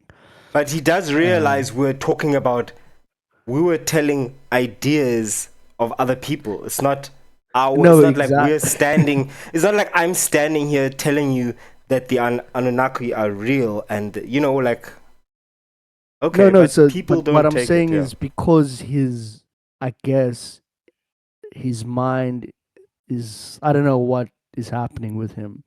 I don't know if he's being diagnosed or anything like that, but he kind of just went off on a tangent. And I mean, this is the same guy who was sort of found like slept over in like a shopping little center just off this a yelp and a scream, and they found him kind of lying there, on top of produce, and I mean even one of his shoes were off. So What? what do you mean what? Like, the story sounds like he's got a Jekyll and Hyde story. Like, he's. No, I don't know what happened. He just told me, and he might even see this. I don't know, but he did block me, so whatever. I'm not going to give you a name or anything like that. But he was, he did say that people were over him, and he woke up, and like the noodles were just everywhere. So I don't know. He was mentioning something about a blackout, which I found was pretty Okay. interesting. And So anyway, the you're way he trying said to. it was like a newer thing. I'm just saying, I'm trying to put you where his mind is at, because he's the same guy. Dude, I just mentioned it. Oh, do you know that like the flood is written about in many different cultures, right? Even before the story of Noah, and the Mesopotamian, I always forget that wrong, but Mesopotamians. story of the Epic of Gilgamesh, right? With Utnap Ishtim, who builds the ark. But anyways, because of the great deluge. So I was just mentioning this, and he was immediately, no, no, no. It's Noah. It's no. It's the story from the Bible. And I was just like, whoa, Bro, okay, I see now. okay, do Like, you want me to give you my honest take on this whole thing? Here's it. go for it. Let me take an example from the Bible first. In the book of Daniel, we're clearly told that Daniel was his Hebrew name. But in the court of the king, he was in Persia, right? In the Persian court. Or was it? No, it was the Babylonian. I can't remember. Babylonian, I think. In that court, he had another name where he was called Belshazzar or something. So he had two names, a Hebrew name and the name that people would call him in the court. And if you ask a person on the street, hey, who's that advisor of the king? Oh, it's Belshazzar. So if you now look in the ancient records, if you were to look in the records, you would probably not find the name Daniel, but you would find the name Belshazzar or whatever. So it just doesn't make sense. Like, and now the second point. Abraham was from the city of Ur, right? Which is in the Babylonian Empire. So chances are that he had a different name to the Hebrew name that we now ascribe to him. And just which we know was two names, right? Because his name eventually changed as well. Abram and then Abraham. But even that is a story told in Hebrew, which means it's very likely that if you had gone back, if you could travel back in time and be like, hey, is there a guy who just recently left with like all his belongings and his wife? They're like, oh yeah, you mean Utman Tarum. You get it? Like it's a different name that you're gonna know. So why are we acting like we're expecting to find exactly those same names? No, but I know exactly what he's saying. Let me just finish this here. So the flood, something that is as monumental as the flood, if you believe that the flood happened, that means you believe it affected the entire world, right? So yes, if you see that there are other cultures that also record this, does that strengthen or weaken your case for the existence of such a flood? Yeah, you said this before, that it strengthens it because it means, it's other people are talking about the same thing, That's and what they're we're not even saying. from this belief or culture. Yes, and another thing, just to add another spanner into the simplified worldview, remember that even in the Bible, when like Nebuchadnezzar, there was a time that the Babylonian king Nebuchadnezzar spent a certain number of years. He was mad and he was living like a wild animal, a beast in the field. And then he came back to his senses, and he apparently had a letter written, like a testament, not a testament, yeah, a testament basically, where he said, "Praise be to God, the Most High, etc., etc., and then sent it out to all corners of the earth. Now, do you think that the Navajo people in North America also got that testament? I mean, it's possible. Yeah, but it's highly unlikely. It's just like when the Romans said, they also said that the Romans have conquered the known world. Brother, the known world is not Australia, South America, North America, all of Yeah, Africa. but the known world is just the places we know of. Bingo. Right? I think it says it in the name itself. Yeah, but that's what I'm trying to tell you is that Oh, so like it doesn't I have sent to be. it to this neighborhood, but because I think this is all there is. You see, so it doesn't mean that it's not real. Like when it says that, like we know this. Look, God is supposed to be, again, I take it to this. You believe in an all-knowing, all-powerful God. So, and you really believe that he only speaks to one people and has one story? Like, how small are you trying to make this God? I thought you credit him with the creation of the entire universe. You get it?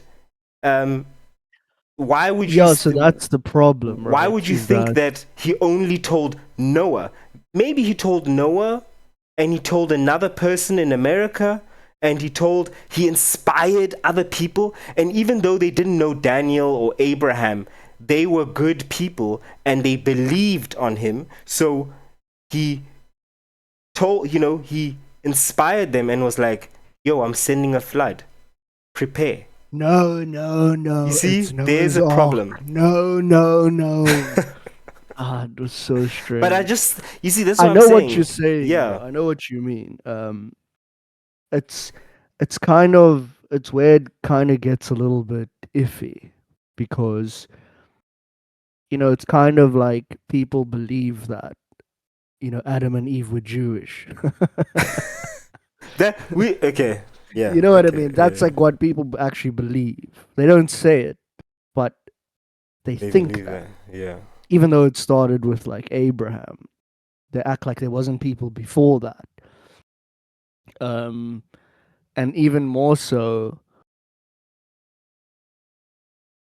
yeah, like it's not touchy, but it's also interesting because it's like you have God, right, who is the same yesterday, today, and forever.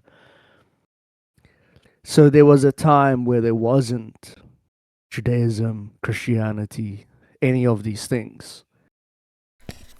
So With that label, you get it? Because that's important. exactly. We can't take a label of today and like ascribe it to all of eternity, because Yeah, so that's where it becomes strange, where it's like, oh no, everything that you can possibly know of and your starting point is only 2000 years ago.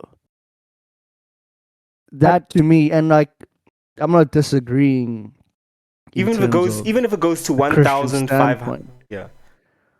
but I'm saying that God has always been, if you know what I mean. No, it makes sense. It makes perfect sense. I mean, I told you this the other time when Moses left, and this is in the Bible. Everyone is willing to, everyone who's willing can just go check it out. It's right there, and I'm always amazed how many Christians just read over that and just does nothing to them. When Moses left Egypt and wandered and disappeared into the desert, he found who? Jethro, a high priest I remember this of story. God. Get that through your head. A Midianite who's called a high priest of God.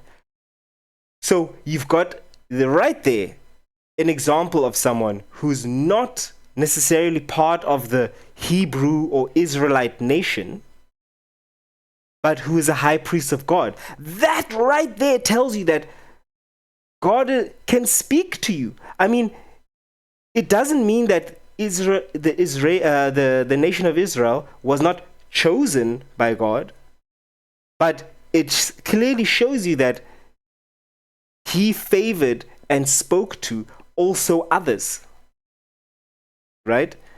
But even with Melchizedek, right? Melchizedek, the king of Salem. Bingo.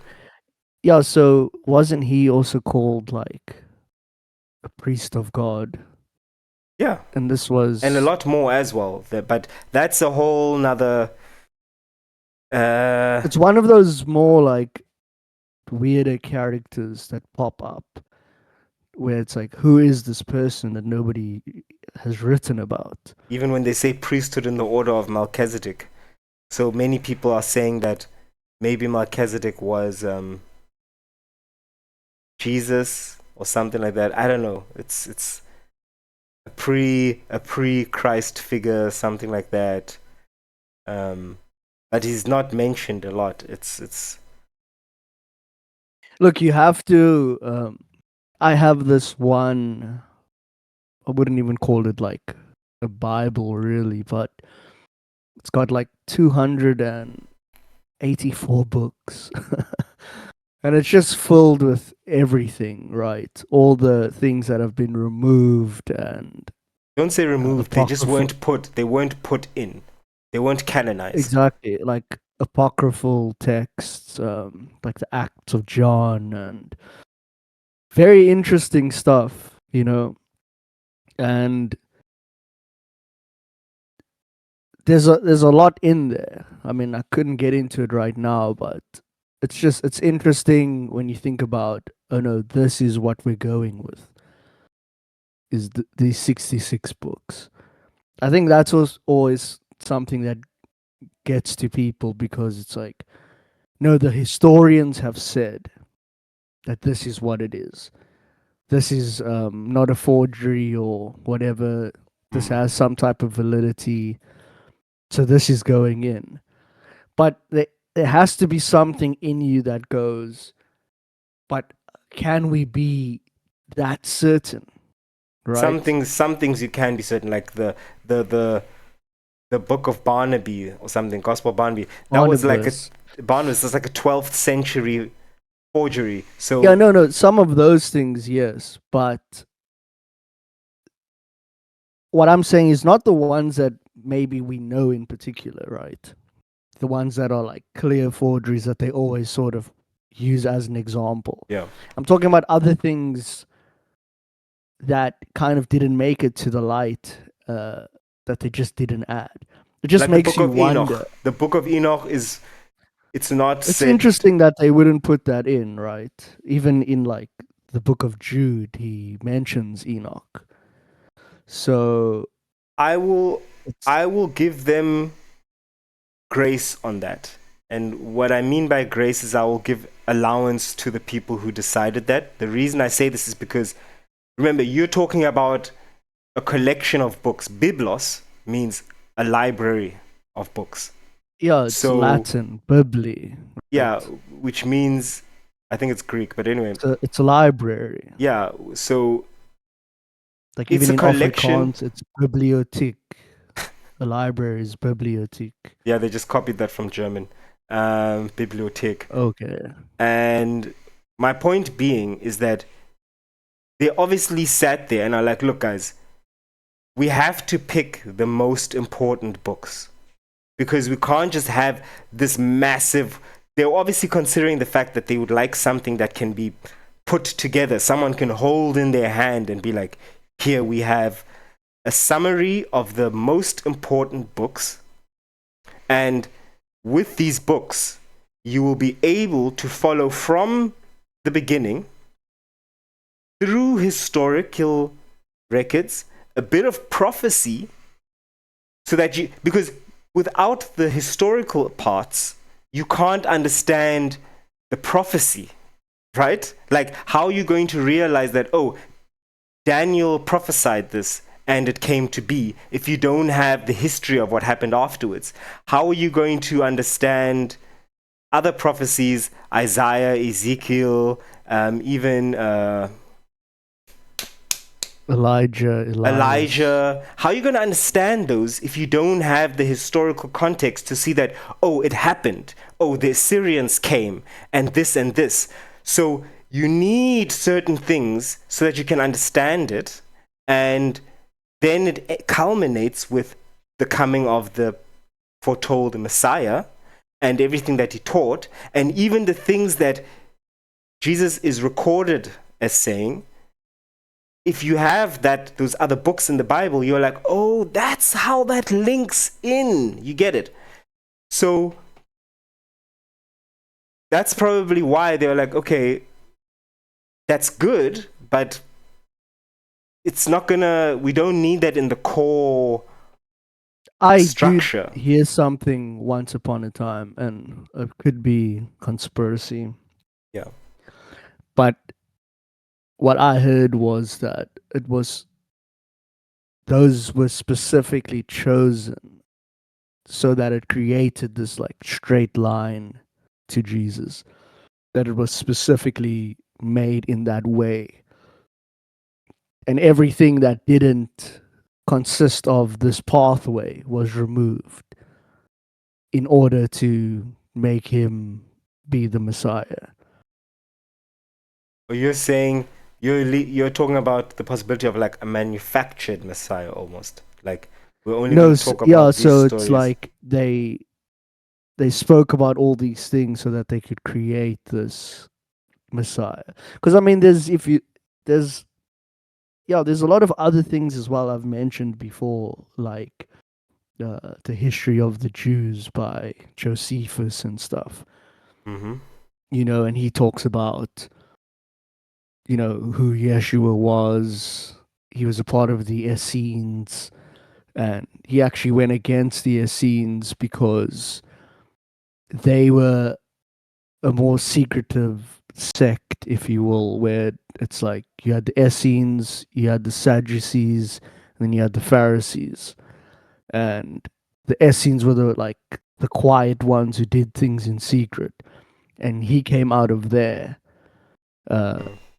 And that's like, a lot of people say that that's where he studied from like 12 till 30, because he was in secret, and then he went out and tried to break down, the walls of the Pharisees and the Sadducees.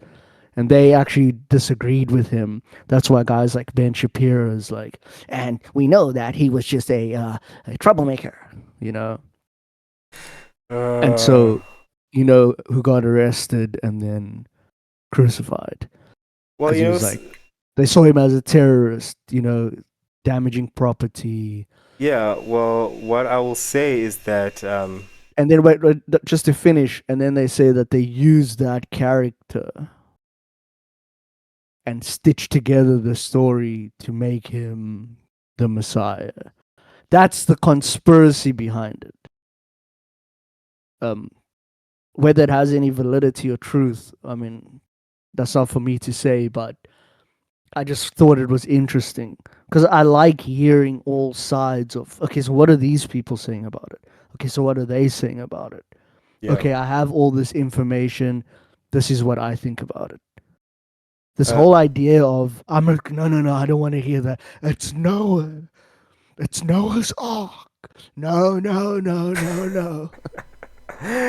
Look, here's I want to avoid being that person. Yes. Completely. Yes. One thing you should, okay, first of all, having been a data analyst, I can tell you that and everyone who works with data can tell you, and statistics can tell you that you can not manufacture, but you can shed a certain light upon data or share information in a way that will shift opinion the way that you want it to be. So you can make something look good or bad, right? You can make a negative balance sheet look like it's actually a good thing. It's about to, right? Depending on how you tell the story. And that is true. Yeah. That is true. What I would say is that, and it can be that way, but two things that I will say is that there are many things in the Tanakh, so not even in just our Bible today, but even the Jewish scripture, that actually seem to very aptly and accurately actually describe the person of Jesus. Down from his lineage to, I mean, for example, Jesus's lineage, like the fact that Mary was a descendant of the house of King David, that's not contested. It's like written in the Talmud. It's not contested. The difference is they say that it was not an immaculate conception. She was a harlot, basically. Yeah, it was a Roman soldier Or something. she That's what slept they with, say. is what they say. You see, so they're not denying that. So most of the time when I see the contention,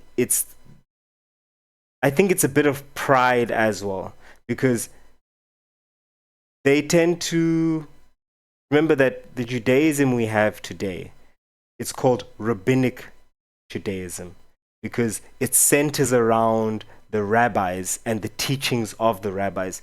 Many Jews today have not read the Tanakh.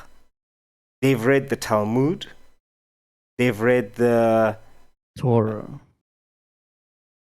Tanakh, Torah. Those are the first books in the Old Testament. Many Jews have not read it. They've read the Jewish law. There's also this other one called the Mensa or Meshavit Mensa, like something like that. But those are all books written in like the 12th century AD or like the 11th century Common Era. So those came way afterwards, and these are the philosophies of the rabbis. So they learn in Hebrew school the teachings and postulations of rabbis who themselves have written down what they believe and philosophize regarding what was written in the Tanakh or in the Torah. Yeah, that's why the Talmud is basically rabbis who are arguing with God. Yeah, so they haven't read the original dialogue. Oh, sorry. Yeah.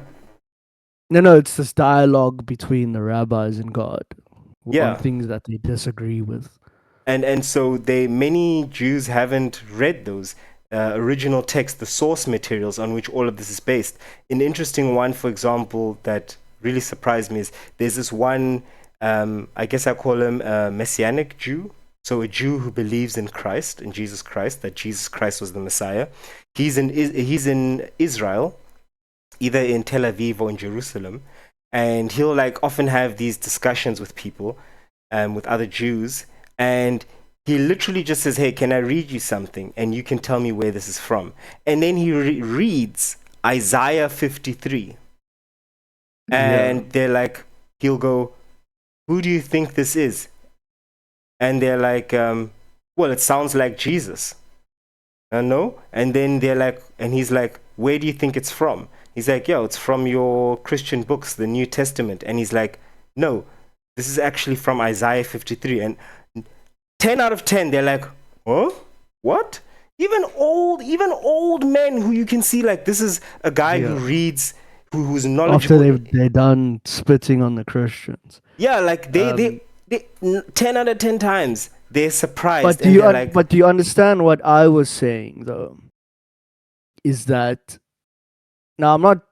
It's not a hill that I'm dying on. But if I'm to play devil's advocate, that's where you could say this whole manufacturing thing can take place, where but you the have this character as the base, and then you just add the things to his story from the old prophecies.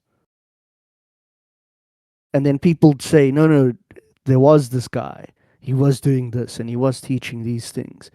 But then you smuggled in the prophecies. That's what I'm saying. Someone could say who's sitting on the fence.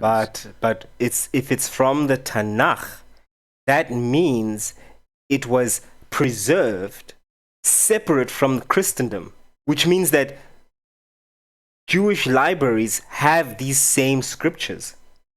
You understand what I'm saying?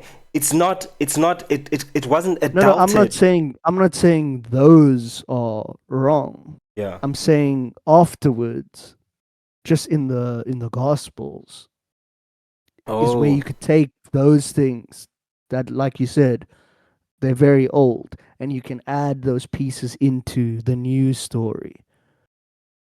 So it has this line of, yeah, you see, he said this. It says he's they'll buy his robes, they will pierce his hands, they will, all the different types of things. I know what you're saying, to make it That's fit the the prophecy. manufacturing. Exactly. Here's the thing. So we take this character who's this troublemaker dude Hmm. who got crucified, and then obviously people know about him, so we can have some type of Validation. word of mouth, Yeah. and then you add in those little parts of this, that, and the other, is what I sort of sat with for a long time. Where I was like, Um, because it's such a long time ago, it's like, I understand what you're saying. And of course, this is where, like I said, first of all, many Christians aren't even having or even willing to discuss it like we are, which is dangerous, in my opinion, of course, dude. because it means that No, no, no. no, don't. Satan is working in you, And then Satan. you leap, dude. You know how many people will tell me it right now? They'll probably stop talking to me and stuff if they Yeah, see it. but it's got to be, bro, because like I said, you have a mind, you were given a mind, use your mind. And, to anyone who feels that way, I would say even Paul had to be convinced. I mean, Paul was adamantly, fervently persecuting Christians and instigated the All death. of Tarsus. Yeah, Saul of Tarsus instigated the death of many Christians. And the only thing that could convince him was having his own personal experience with Jesus on the road to Damascus that made him say, "Oh, I'm completely wrong." You get it? So And even this with that, it was 9 years before he actually did anything. Like, after that's that, also ah, after that whole experience. It was 9 years before he actually did anything. I think he just went and, I mean, you can look it up. It's probably better if you do. Um, that's at least what I heard. 9 years before he actually started on his way, on his journey, uh, which is kind of interesting. If you're looking it up, that is. Um, yeah. I would just say that maybe I'm a little bit different because, I came out the Mm. womb No, hearing these yeah. things. Apparently, it wasn't 9 years, but I mean that's AI's answer. It could very well be that if you look a little bit deeper, there is something. It says like at that exact moment, but um, maybe my question was also poorly put. Like maybe it's supposed to say how long before he did something. Um, Maybe I'll try that. Like how long before he. Or ask it specifically about the 9 years, because then it'll give context on what I Oh, heard or didn't hear. or just say like, what is this period of 9 years that people talk about with Paul before he started his ministry? Or but anyways, what I'm saying is that, I've been in this, like I said, probably from even before I was born, Oh, it was hearing 3. these. Yeah. Sorry. No, Paul did not wait 9 years to begin his ministry after Damascus. According to Galatians 1, Paul spent 3 years in Arabia and Damascus receiving revelations and immediately preaching before visiting Jerusalem. The famous 14-year waiting, the 14-year wait refers to a subsequent return trip to Jerusalem to discuss his Gentile mission with church leaders. But yeah, my point was I mean, this. yeah, it's beside the. Yeah, go for it. Oh my gosh, Siri, can you stop eavesdropping? Dude, like, um, my point being that About questioning these things and sort of deepening. It really does deepen your faith at a point, it has to, because when after everything you can say, you know what, but I actually still believe this. yeah, because geez, we went on a roundabout here, but what I was trying to say, I think, was that this guy was super critical of the whole thing. And like I keep saying, when you read what he wrote, you realize this guy was a lawyer. He was intelligent. He was not just a bookworm, but he was like very sharp. Okay, so he's the first person to, like, if you stumble or say something that's weak, he'll like jump in and tell you like, bah, but, and and he had a I change of thought you heart. just said Baal for some reason. No. Probably also said that a few times, but in a condemning way. My point being, none of these guys who, if they had manufactured the story, because remember, we know that the earliest writings, we can push them quite far back, 100 years or so after the death of Jesus. Yeah, like 70 to 90 years. Yeah, is that none of these guys were rich or had power, which means that, and this is really weird, you are given several opportunities to say, I don't believe, but you're willing to die. And we often take that for granted. I mean, think about yourself. How many people do we know who will be like, if you and I both get arrested, and they're like, okay, well, just snitch on your friend and you'll walk free. And immediately I'll snitch. Even though it never happened, even though you never did the thing that they said, just because I'm scared. But these guys were willing to die. And I'm not saying that that is a... it doesn't mean that it's necessarily the truth. But, man, that's something to consider. Like, they didn't do it for riches. They didn't do it for, like, you give your life for a lie that you know is not true. That's a bit of a stretch, man. So here's That's a something that's stretch. interesting that I heard yesterday from Myron Gaines, your old friend, old Myron. Myron.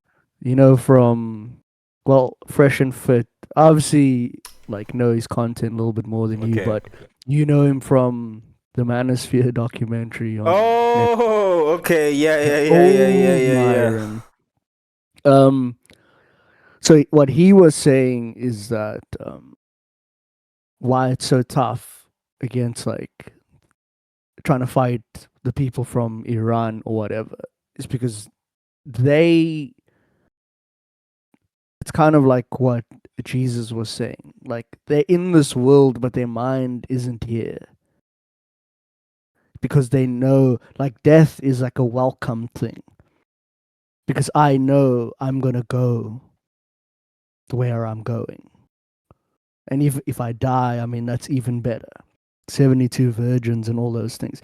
And oh, that's what I wanted to tell you. I'm reminded of it now. I'll tell you after this because I said it last week. Um, so if you look at it from that context, then you could kind of place those dudes in the same category of But here's the you qualifying. can kill me, but I know I'm going to the Father. But here's the distinction. You're talking about people who, since birth, have been, let me not use the word indoctrinated, but they've been impregnated with this belief from birth. I don't know if that's a better one. Okay. I know, but I know what you're German. saying. Yes, it's they've like because it's they've been with it longer. On Dude. paper, it means that they should know that. But here's another thing: I was born with these teachings. You know, I mean, I don't even know how long. Probably since I was in the womb, people were reading scripture and like to me in the womb. From an infant all the way to I don't know what age. Even still today, I'm hearing it. So, but I also swiveled many times. Yeah, but that's not the So same it's thing. not exactly like Mikey, if you think about this, if you and I right now, we start a cult, which happens, right? It it has happens. to be a sex cult, obviously. Take your pick. For like the just the for other the day, validity. the all the they must all have all the chicks must be barefoot. and pedicures. Some can have I like it with a bit of dirt. Remember that Dave Chappelle bit. The difference is that we have in our time examples. We have this like the new Nawabian ministry, this other cult that I read about and heard about the other day. We have Jinshin Jitsu, not Jinshin Jitsu. Shinshonji. Shinshongji. Yeah, we've got all these cults. Mormon, some people might even say.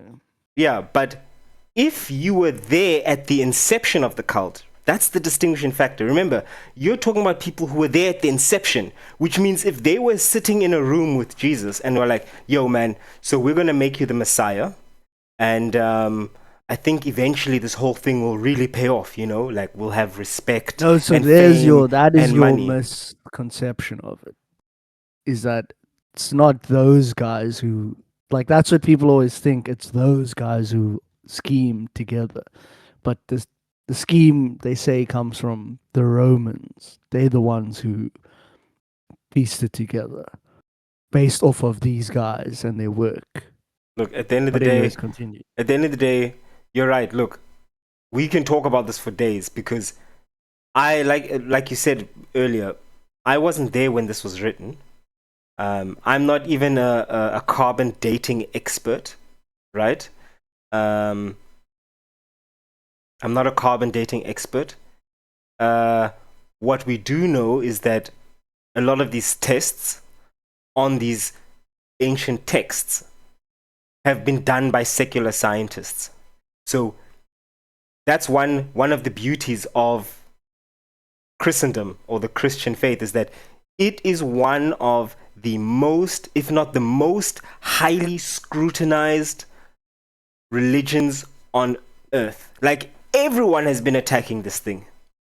Everyone has been Which trying goes to back to disprove the it. Shabbat thing, right? Also, yeah, continue. Because remember, they're the ones who have been trying to push it out of the West for a long time. Yeah, it's a highly scrutinized thing. Like many people have been trying to discredit it, and then only to find out that oh my goodness, there was actually a city called Nineveh, and it actually was near where the Bible describes it, and it's like what the heck. And then there was the whole movement of like, well, you know, these documents in the Bible, like we can't know that they're actually authentic, they've been altered. And then suddenly, not suddenly, it wasn't that quickly, eventually the Dead Sea Scrolls were found, carbon dated, and they're like, oh my goodness, this is like 1500 BCE. So, and now that we have it, even though there are parts missing, obviously, because it's like old on this papyrus, guess what? It still largely matches up. Some words have changed, some things like that, but it's the same story. So, it's been scrutinized, and then there's something that but that's where the faith part comes in, right? You have to feel it. No amount of evidence is going to ever convince you. And one thing I'll say, the last thing on this, and we can talk about something else, but I always compare it to this UAP that I cited. Oh boy. No, it's you saw. Yes. Oh dude. yes, I remember. You told me. Yes, dude. You were with some Zimbabwean guy or something. No, it wasn't. It was one Botswana, a guy from Botswana, and he was actually he's still a pilot, and he also flies helicopters, and we were sitting one day, it was beautiful evening somewhere in December, after Holding Christmas. hands. No, it was like a lull. There's days and days of partying. So now it was a bit quiet, and we're just enjoying a brewski, and we're sitting there. And Botswana, in this countryside, the beautiful thing is, or 20 kilometers from the capital, the beautiful thing is the sky is clear. You can see so many stars. No pollution. Exactly. And as we're sitting there, this light catches my eye, and it's moving across the sky in this weird arc, and it comes closer, and I noticed I asked him yo, what is that? Because it made no sound. I mean, it was perfectly silent, perfectly silent, in a way that is it's almost impossible. And then, almost it's answering my question, or trying to prove something to me, it starts moving in a zigzag up down, a perfectly drawing a pentagram. No, no, it's like a 2D game. How the ship in those classic games will do that very mechanical up and down movement. Yeah. It's not, there is nothing. It doesn't look natural, basically. Yeah, there's nothing that, it's not obeying the laws of physics. There's nothing that flies like that. It's not it can't be a helicopter, because a helicopter can't just be moving in a perfect horizontal line and then just drop down and then continue, and then you would hear it as well. And you would hear it. But there's no plane that can do that. There's no drone. It wasn't doing arches. You understand? If you imagine a drone and you're going down, you imagining a slope arch, right? This wasn't doing it. It was doing a perfect, immediately drop, continue, immediately up, continue, immediately down, and then it did the most bizarre flying maneuver over, and then it disappeared into the distance. And me and him, and he was like, I don't know what that is. And we were completely tripped out. And I think not even a week later, when we were now in the company of others, I asked him, do you remember that flying thing that we saw? And he just offhandedly dismissed it as, oh, I don't know what that was. And he just moved on. He completely wanted to wipe that from his memory. So that's my point, is that there is no matter what you see, heard, people will not be convinced. Don't think evidence is not enough. But I also did hear something about pilots, specifically, and certain phenomena that they see, that they're not actually even allowed to speak about it. It's some type of, maybe an unspoken law, or maybe it's from the higher ups. You mean pilots everywhere, or just in the US military, or what? I think it could be, because how many pilots are there really, right, in the world? Many. I think it's like some type of like code between pilots where if you start talking about those things, word will spread about you. And not that you'll lose your license or something, you'll start getting less work and things like that. Yeah, because they're like, you're hallucinating, and now you want to fly people? No. No, but also I it saw a was third heart, and they're like, okay, yeah. doctor, chill. No, it came out now recently with the age of disclosure stuff. Not even age of disclosure, just these files that got released. Yeah. But I did see this one video of like Sam Sharman who was talking about Shamun. um Okay, cool. yeah, him. He was discussing like this one dude. It's like an old man, and he even got interviewed now by like Fox News and BBC. You can actually look it up. Guy who basically summons UAPs. It's like a brand new story where he stands there and like he speaks to the sky like that, and people are like right next to him, and then boom, you'll see it appear, and it'll move around a bit, Robert and he's like, "Wow, Birmingham can often be I've been seen as talking to signal. it for years." Oh. Okay, there is And some mention of that, yeah. he was basically saying how he was going through like a terrible time. I think he wanted to even like kill himself, and he found himself out on like a hill, and he just like screamed out to like the sky like that for help or something, and this thing appeared. It was recorded. No, not that moment, Okay. but he said since then he's always been able to summon it, if you will. And he's done it in front of other people, and like, whoa, there it is. And this guy got interviewed by like Fox News or CNN or whatever it was, because even they were like hearing about it. And then obviously the defense from the more religious people is like, oh no, he's summoning demons, right? Um, which I feel is also kind of it's an interesting thing, right? It's hard to. This is, I think, is the big balance of like how does it fit into scripture.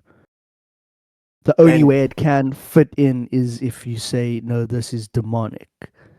and this is what um trips many Hi there. people out. Would you like to is receive a trying gift? to understand. I'm a missionary for the Church of Jesus Christ of Latter. This is what trips many people out, In is trying to understand what how the two mix together, fit together, right? But we see that people have even the difficulty of not mixing even, just coupling biblical belief and science, right? So somehow Yeah. there's people who believe that if you have something like adaptation or even mathematics, like triangles and squares, that's somehow conflicting with God, which is again, remember who you say you worship. You say you worship the creator of the whole universe. So if we find these shapes in the world, in crystals, like as you sugar crystals and in plant, plant materials, why do you think that that somehow conflicts with? I mean, what are you expecting? You're expecting that if I put a plant leaf under a microscope, I'll just find an angel standing there with the sign saying Yahweh is real? Like, think a bit. Like, go with the plan here. Like, there's obviously, there's more than that, and it's in the Bible. It talks about worlds within worlds. Like, so it just doesn't. Which it's is kind of a narrow. why I think if you look at like Enoch, right? Yeah. why it was removed. Yes, I think we can share this Because YouTube video. Continue. in Enoch, they basically say that these certain things that we know of today, like medicine and philosophy, was given by the fallen angels, Azazel and his group. No, don't say medicine. Say it's specifically witchcraft, astrology. No, but they don't even say witchcraft. They do. They say how to, basically herbalists, like No. studying like how to be a herbalist. Sorry, no, came from sorry. them. I have You to. can look it up Yes, to clarify. I literally read it just the other day. I have to confirm. I have to clarify. It says, it mentions several things. It mentions taught women to look behind them, so mirrors. Astrology, witchcraft. It specifically mentions these three things. Like Yeah, that. but there's more. Yes, there's more, but it. Remember, Where it's even like herbs were science and mathematics. oh my gosh, Or it something. never mentions mathematics, brother. It doesn't use That's the what words. I'm saying. Just look it up now because it's more than three things. And Yeah.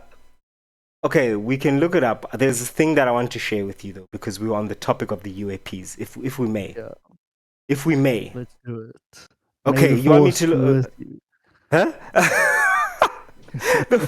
May the force be with you. Okay, it sounds like a FU, but look, there's this thing that I'm gonna play. Is this Birmingham guy? No, not Birmingham. It's this. I hope you can hear it. Let's try this. Like we always have difficulty. I don't know why. I'm not an OBS expert. I promise you. One of these It's days. not OBS, dude. It's your Discord is jacked. Because your Discord sometimes. Remember, even before we used OBS, Discord would play and then it won't play. Right? It's very annoying. So it's like the OBS is gonna think about it. The OBS will catch it in the recording, but I just won't hear it. Basically, what's going on. Oh, that's annoying. Let's see. September of 1994, Oh, I can more than hear it. 60 children at the Really? Ariel Primary School in Zimbabwe this thing you witnessed were a talking strange about. silver object land outside the playground and were approached by small black beings with large entrancing eyes. The children's stories alarmed their teachers and aroused the curiosity of the BBC and the esteemed Harvard psychiatrist John E. Mack. While the common elements in the children's stories suggest that the object and the beings were physically real, the many Showing the divergent drawings details and the and the videos. kids' highly personal reactions suggest that there are many subjective elements to UFO and entity encounters that we don't yet understand.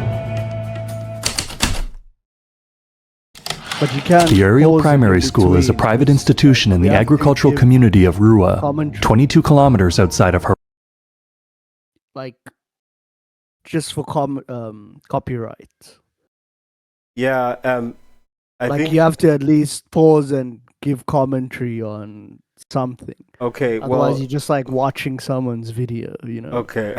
Well, what I'll say is that I was hoping it was the original documentary, but in summary, they've just like shown like footage. I watched the documentary and like the original interviews, some of them with the kids and what they described. And this is a bit annoying, this commentary. I don't like it. But 60 school kids, one day in Zimbabwe, like the most unlikely of places, some would say, during break time, these teachers are all inside, and suddenly there's this ruckus, like, ah, you know, like kids are screaming and stuff like that, and kids are running towards like the teachers, and they're like, what's going on? And these kids are like, dude, we just saw some crazy-ish, man, like, and kids are traumatized. Some of them are like, went And they to look therapy. outside and you see Epstein standing next to a spaceship. Dude, they were really tripped out, and what they described is like these short gray creatures, very slender. They even the pictures that they draw afterwards, they look like your typical gray aliens that we see in like cartoons and stuff, and the ship or this vehicle that they were in that was so silent when it showed up, and that when they looked into the eyes of this thing, it was like they were being given visions of like, more than visions, like it's like a communication telepathically of like the destruction of the earth and how you need to be careful, you're destroying the planet, preserve the planet, and things like that. And some of those people now, 30 years later or so, when they were interviewed again, are like, I don't know what I saw. I don't know. It was a hallucination. Some of them have been, been to therapy, quote unquote, with Yeah. pastors and churches. Some have gone through psychiatric help. Exorcisms. So very few of them are still willing to be like, yeah, I actually saw that. Others are like, I don't know what I saw. Others are like, it was demonic. Clearly a lot of work has been done on correcting this problem as they see it. And that's sad to me because, Dude, this is what I'm trying to say, and it kind of tucks into my point nicely, is that,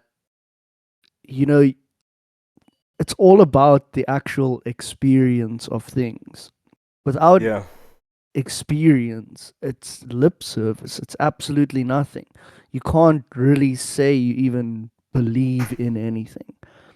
And so what I mean by that is there's apparently these UFOs, UAPs, and aliens and stuff. You've had the experience, right? You, like you said, you saw it drawing the pentagram and stuff. no, that's not what I said. Okay, already here it goes. But I've experienced other things. Do I even speak about that? Was there an anal probe? Yeah, I'll just. It's okay. No. Talk about So I'm here for you, brother. I'm here. Just let it out. it's weird, and like, so you obviously know of the phase, right? Yeah. I talk about the phase the whole time. This is the realm.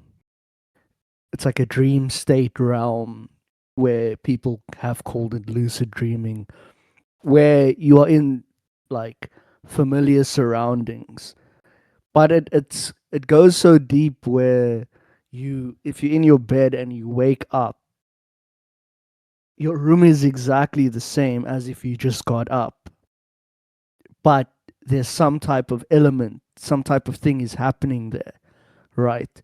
Now for me, when this happens to me, I have a certain type of experiences, which is a lot of demons and things like that. So But you like see what you perceive or feel as like demons. no, like I see, like, it's weird to say, but there was this one that always used to show up until it was weird. I just like, okay, I'll just tell the story. I was Okay. basically like, so I wake up. Well, first of all, I'm lying on my stomach, right? I'm sleeping like that. And then, and I think this is where that saying comes from, like a monkey on your back. I'm actually not sure where that comes from, but so I just open my eyes because something just like jumps on my back and holds me like that. And I'm like, what the hell?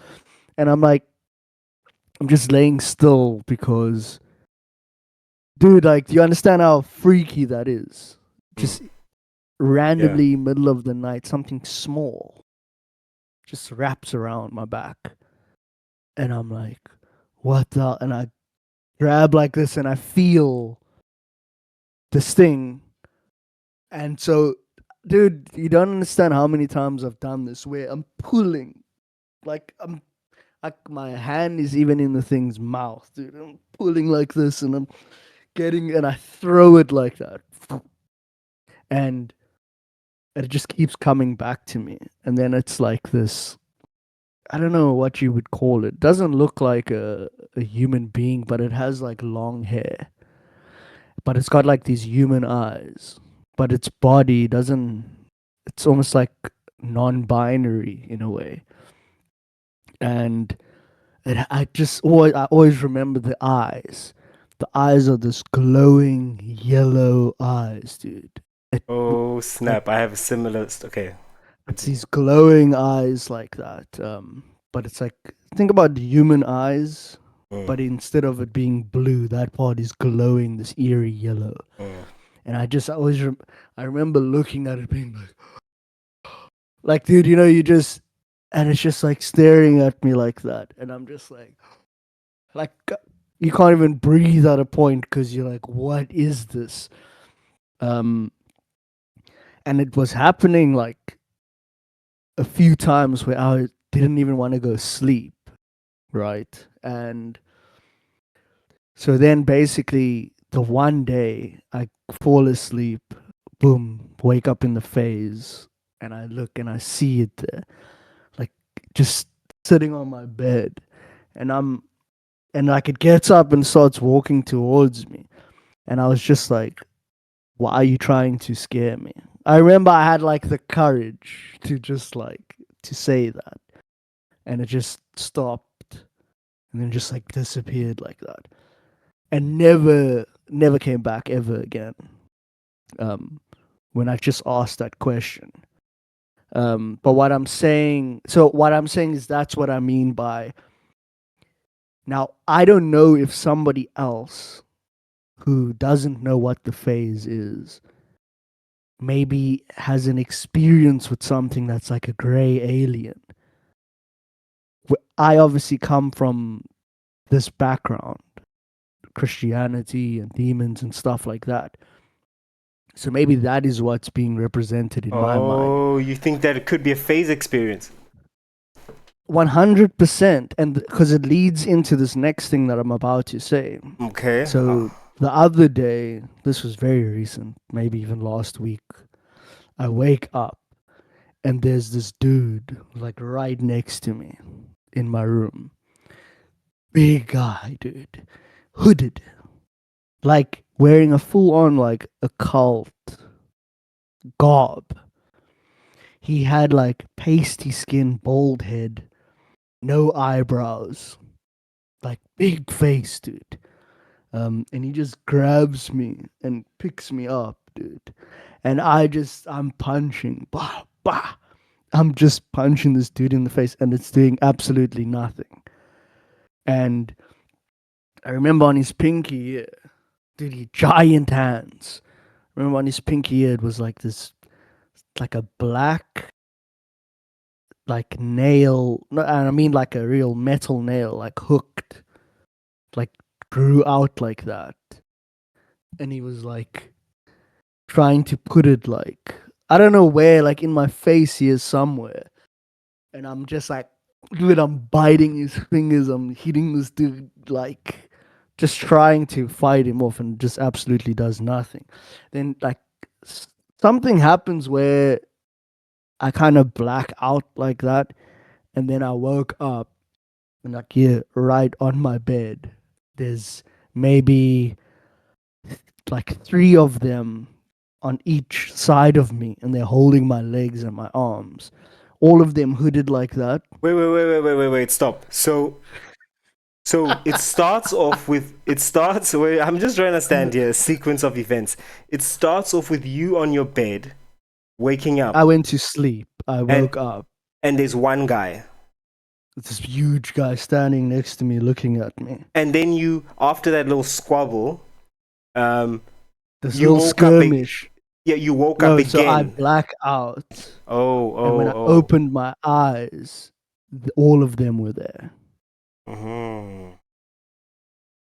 I get Like what you're holding my saying. legs and my arms. And I'm like, dude, I'm fighting. And then again, he came with that pinky thing here to my face, and he was like doing something to me. And I don't know if I just blacked out or because the one thing I have noticed in the phase is that you have, like, I won't say powers, but if I can get like rid of the fear, I could throw all those people like into the wall, like, because I've done it before, where like once you get to that ability, because you know that this isn't real life, even though it like literally is real life. It feels like that. real life. You feel the bed, you feel everything. I can feel this hook thing being like pushed inside my face somehow. But in that moment, it was too much because I hadn't had gone into the phase in a long time, right? I nearly said something else. I won't say that one. But here's the thing. I understand what you're saying, and it's possible that a lot of these individualized abduction experiences could be phase experiments. But what about 60 kids? I don't know, but what I'm saying You is hear what I I don't mean? know about that. Yeah, that's the see. thing. That But, throws a what spanner. My point is basically that we can only talk about our own experience. Yeah. And my experience is that I can't say there was like a ship and stuff. Yeah, of But course. maybe other people can say that in this reality. Dude, maybe right there now, was people like a can say. UAP parked over your house, and your neighbors are like, "What the f is that?" He's like, "Go back to sleep. Go back to sleep." Yeah. But what I I'm don't saying know. is I remember that guy's face in my head, and it's just like, I'd never seen that before. Them people in these black robes like that. Regale another one of your tales out of the phase. I'm gonna quickly go to the lavatory. Our But you conversation need to is hear riveting. it though. But anyways, okay. Okay, I'll tell this one because I've already told you before. So basically, I'm in bed. I wake up again, and I hear something in the corner of the room. That's normally how it sounds, like doop doop doop doop doop. There's like a noise, and obviously it's shocking. So I get up and I'm like looking in the corner, like, what is that? And this desk that I'm sitting at right now, I get pushed into the desk like that, pushed backwards, and everything, my PC and everything just like flies off and the desk breaks. And I'm like lying on top of it, and I stand up, and then I hear at the top of the cupboard, it's like doop doop doop, another like noise there. But now I'm trying to be, because I've been in like the phase a lot, so I'm not really scared of it because I know what it can't really do anything.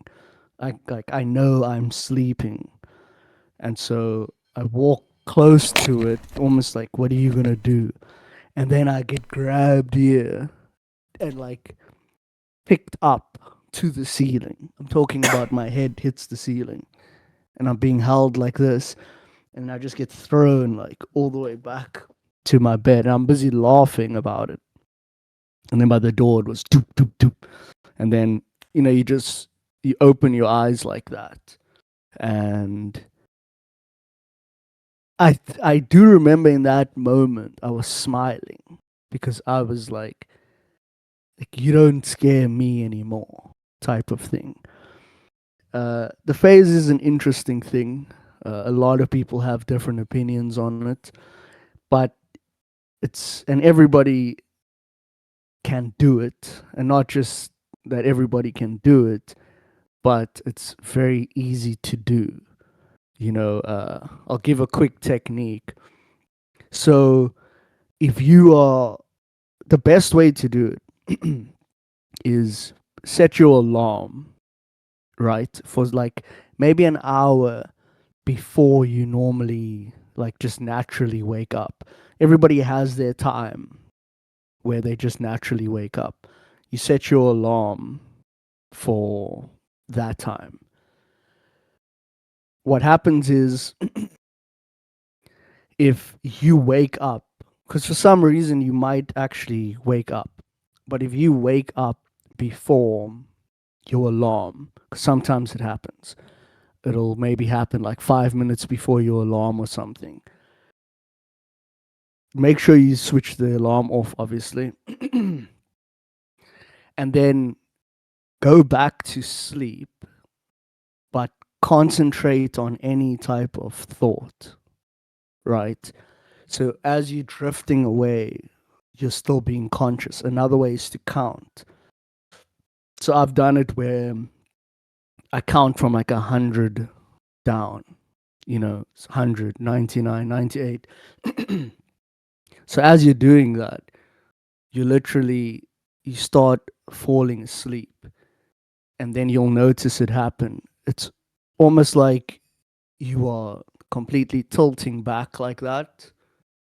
And as you're tilting and spinning backward, you can physically try and turn around and move.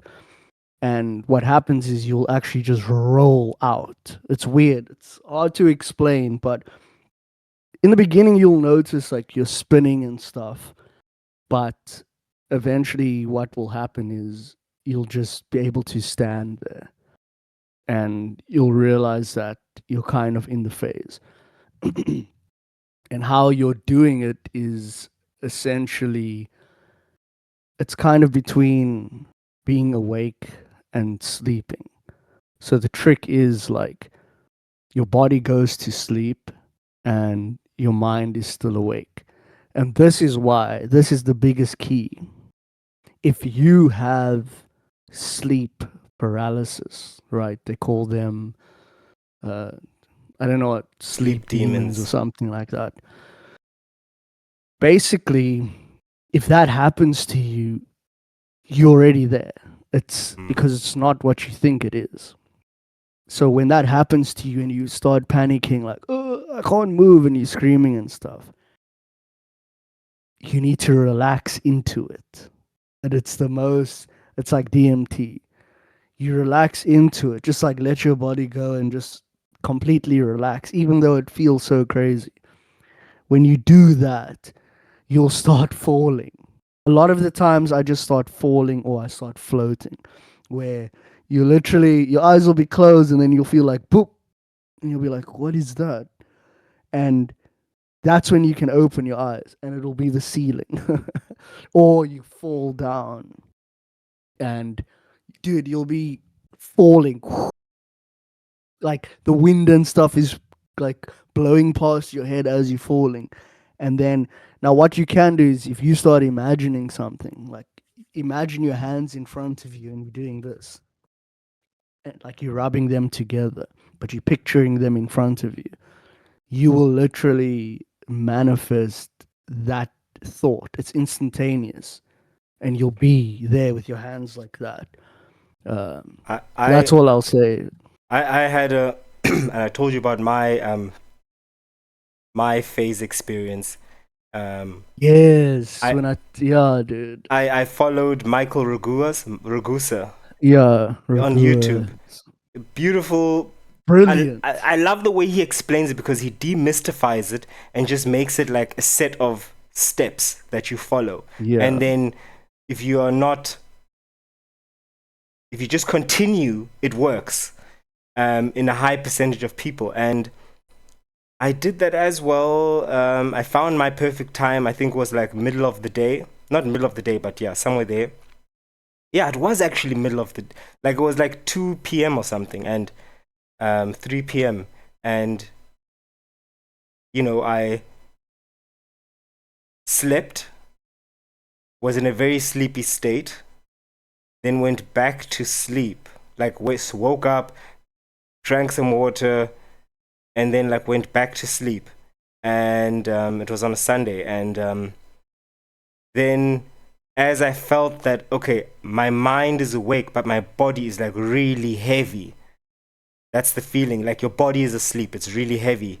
And then I began like trying to turn to the right without moving my physical body. Just turn to the right, turn to the left, lean backwards, like rolling as he describes it, right? You just try to roll. Okay, rolling doesn't work. You try visualizing your hands in front of you. Okay, that doesn't work. Then there's like 3 or 4 techniques that he says. Just keep trying each one after the other. Don't panic.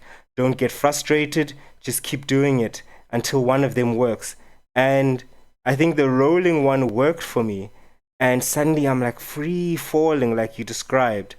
And as I'm in this black vacuum, I'm like, okay, I'm here. And then I try to focus on the darkness, kind of like into it. And suddenly there was this weird, like static kind of in front of me, like somewhere in front of me, in this nothingness. And as I looked at the static and tried to look at it closer, suddenly it like a light, not a light, but like, yeah, like white fizz just like opened up. And suddenly I'm like, boom, I'm in it. And like I'm in this mansion, beautiful home, lots of granite and marble. And I was like, what? Like kind of by a dining table. And I'm like, what is this, dude? And I'm looking around, and I'm like, okay. So the next step now is to like walk around in it, like try to anchor yourself. So I should have looked for something to eat. I think I did. I think I tried to eat some grapes. Like I ate some grapes or something. At first I couldn't really taste it. And then I just kept eating, and then I was like, oh, okay. There's like a sweetness coming now. And then I like walked. you saw it. Yeah, it's Then immediately my excitement, I walked outside. So I like walked to this, looked for the door, and I opened the door. And as I looked out, oh my goodness, I'm in this beautiful like coast town. Like I can see the ocean or the sea, and like the sunset and some palms and like a beautiful fountain in the yard just in front, in the like a courtyard thing, and people like riding past and the bicycles, and people are walking. And I think the excitement got too much for me, and I was like pulled out of it. But the phases are really, that's what happens. It's real. That's like whatever it is, it's definitely real, and I think that it merits further study. I rebuke you in the name of Jesus. Because that's the first thing many people say is because they're closed-minded. I don't know what this experience is, man. Like, all I can tell you is that this life is so dude, it's so crazy. multifaceted. There's so much. We're just scratching the surface of what this place really is. And I think it's fantastic. I think it's one of the greatest gifts. It's one of the greatest gifts. I don't know what this is. I don't know where UAPs, I don't know how UAPs fit into anything, bro. But somehow we have to reconcile all of these things. Because they're existing in the same realm, right? Look, this is what I will say. You can say that. I, on the other hand, can just say,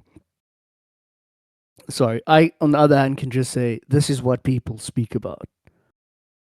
But in my entire life, all I can say is I've only had those experiences with what I would call demons. And even physically seeing them at trance parties. Even one of our friends' girlfriends was screaming there. In the tent, wouldn't come out. We thought she had like some bad trip. Like some type of like psychotic event. But I had seen it. I just kind of just looked away, because it's just too strange. Just this little black creature.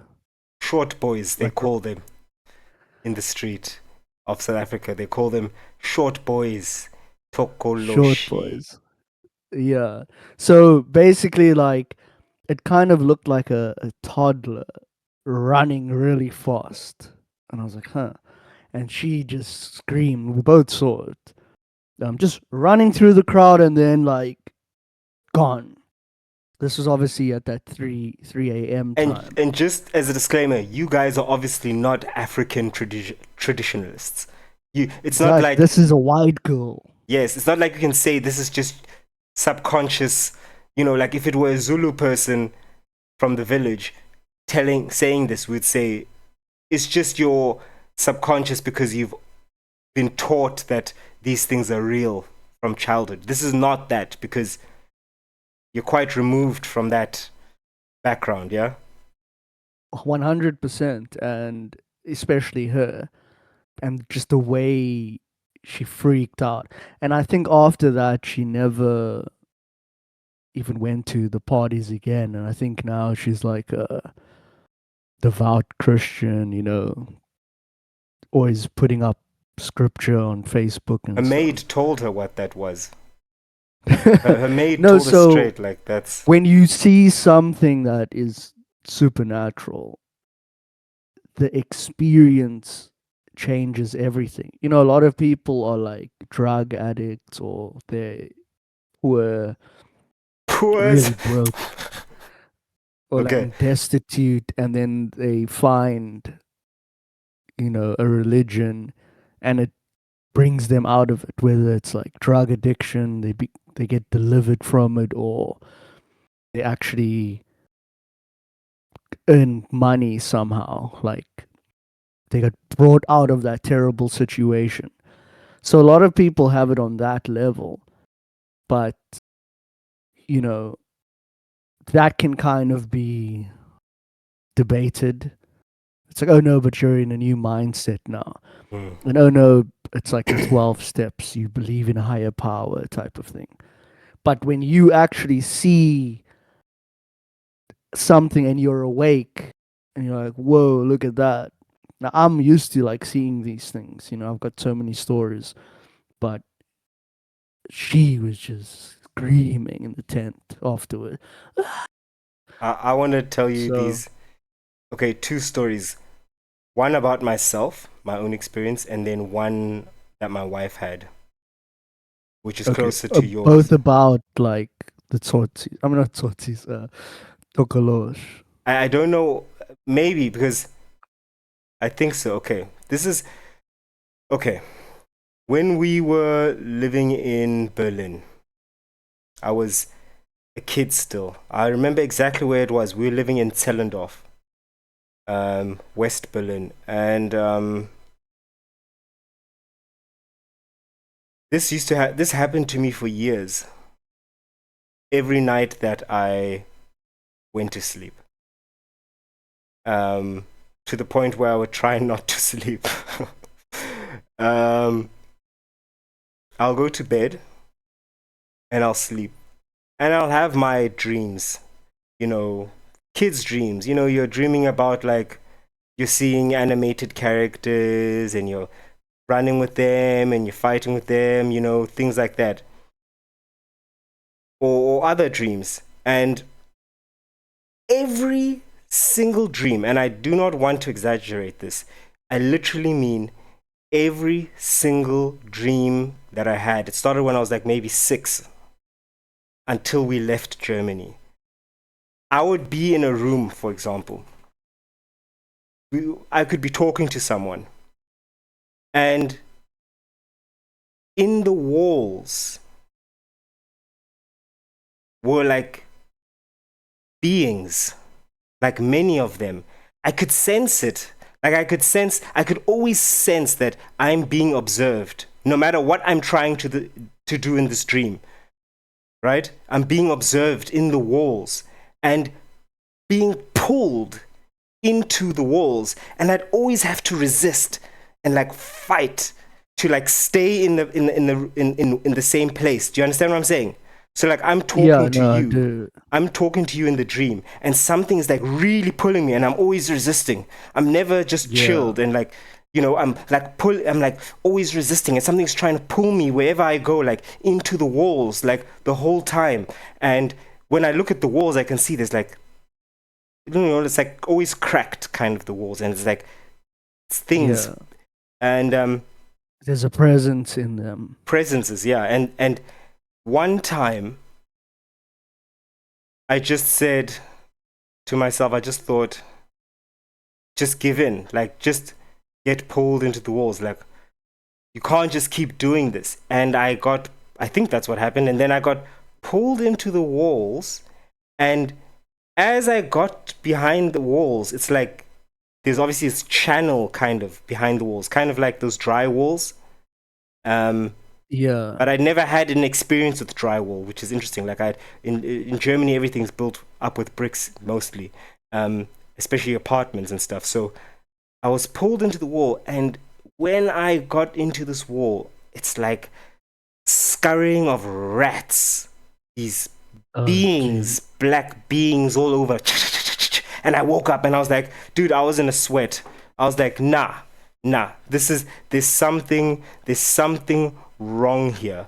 And I don't even think that I could muster the courage to try and explain to my parents what's going on. But I would just, every time I slept, and it happened for years until we left for South Africa, and suddenly those dreams stopped.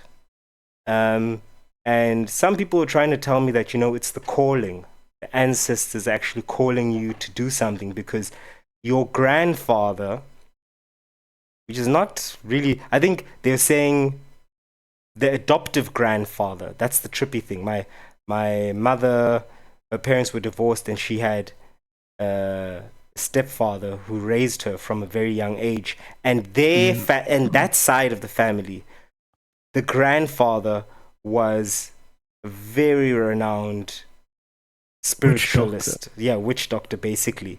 And also linked to royalty there. So they said, like, that's like could be a Sangoma. calling. Like it's something that's calling you. Or maybe it's from your father's side. I don't know. I never followed that line of thought. But that was one of But my you do experiences. know, like, in terms of church and pastors and stuff, they would say, no, this is even with me specifically, it would be like, no, this is a demonic thing that's been happening. Yeah.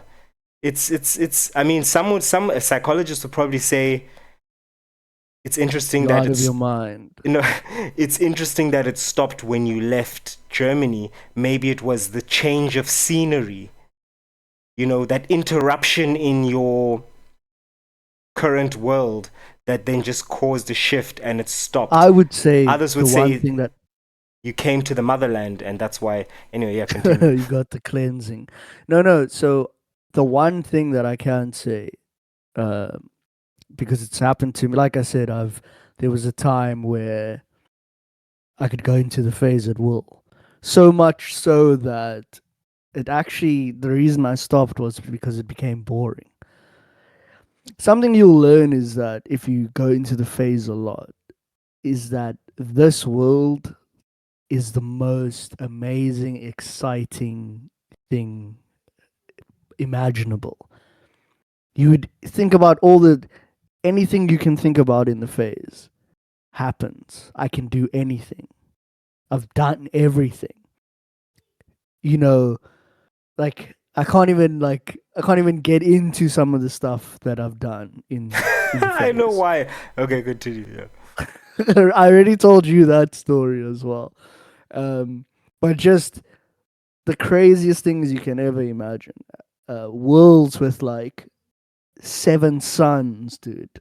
I walked out this farmhouse, and the horizon there were 7 suns, dude, and there was this beautiful orange to pink.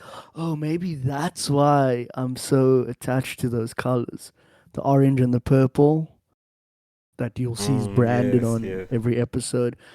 I saw that, like 7 suns on the horizon, all setting like that, dude. Amazing. Where I stood there and I said, how can this not be real? Like, I'm sure this is like, and in the moment, I know I'm sleeping in my bed. I'm very conscious of, like, I can do anything in this reality because I know I'll just wake up there. But I would sit back and I would say, I'm sure this is out here somewhere. Somewhere in this universe, this is. Somewhere this is a real place. And I've now entered this place somehow. Yeah.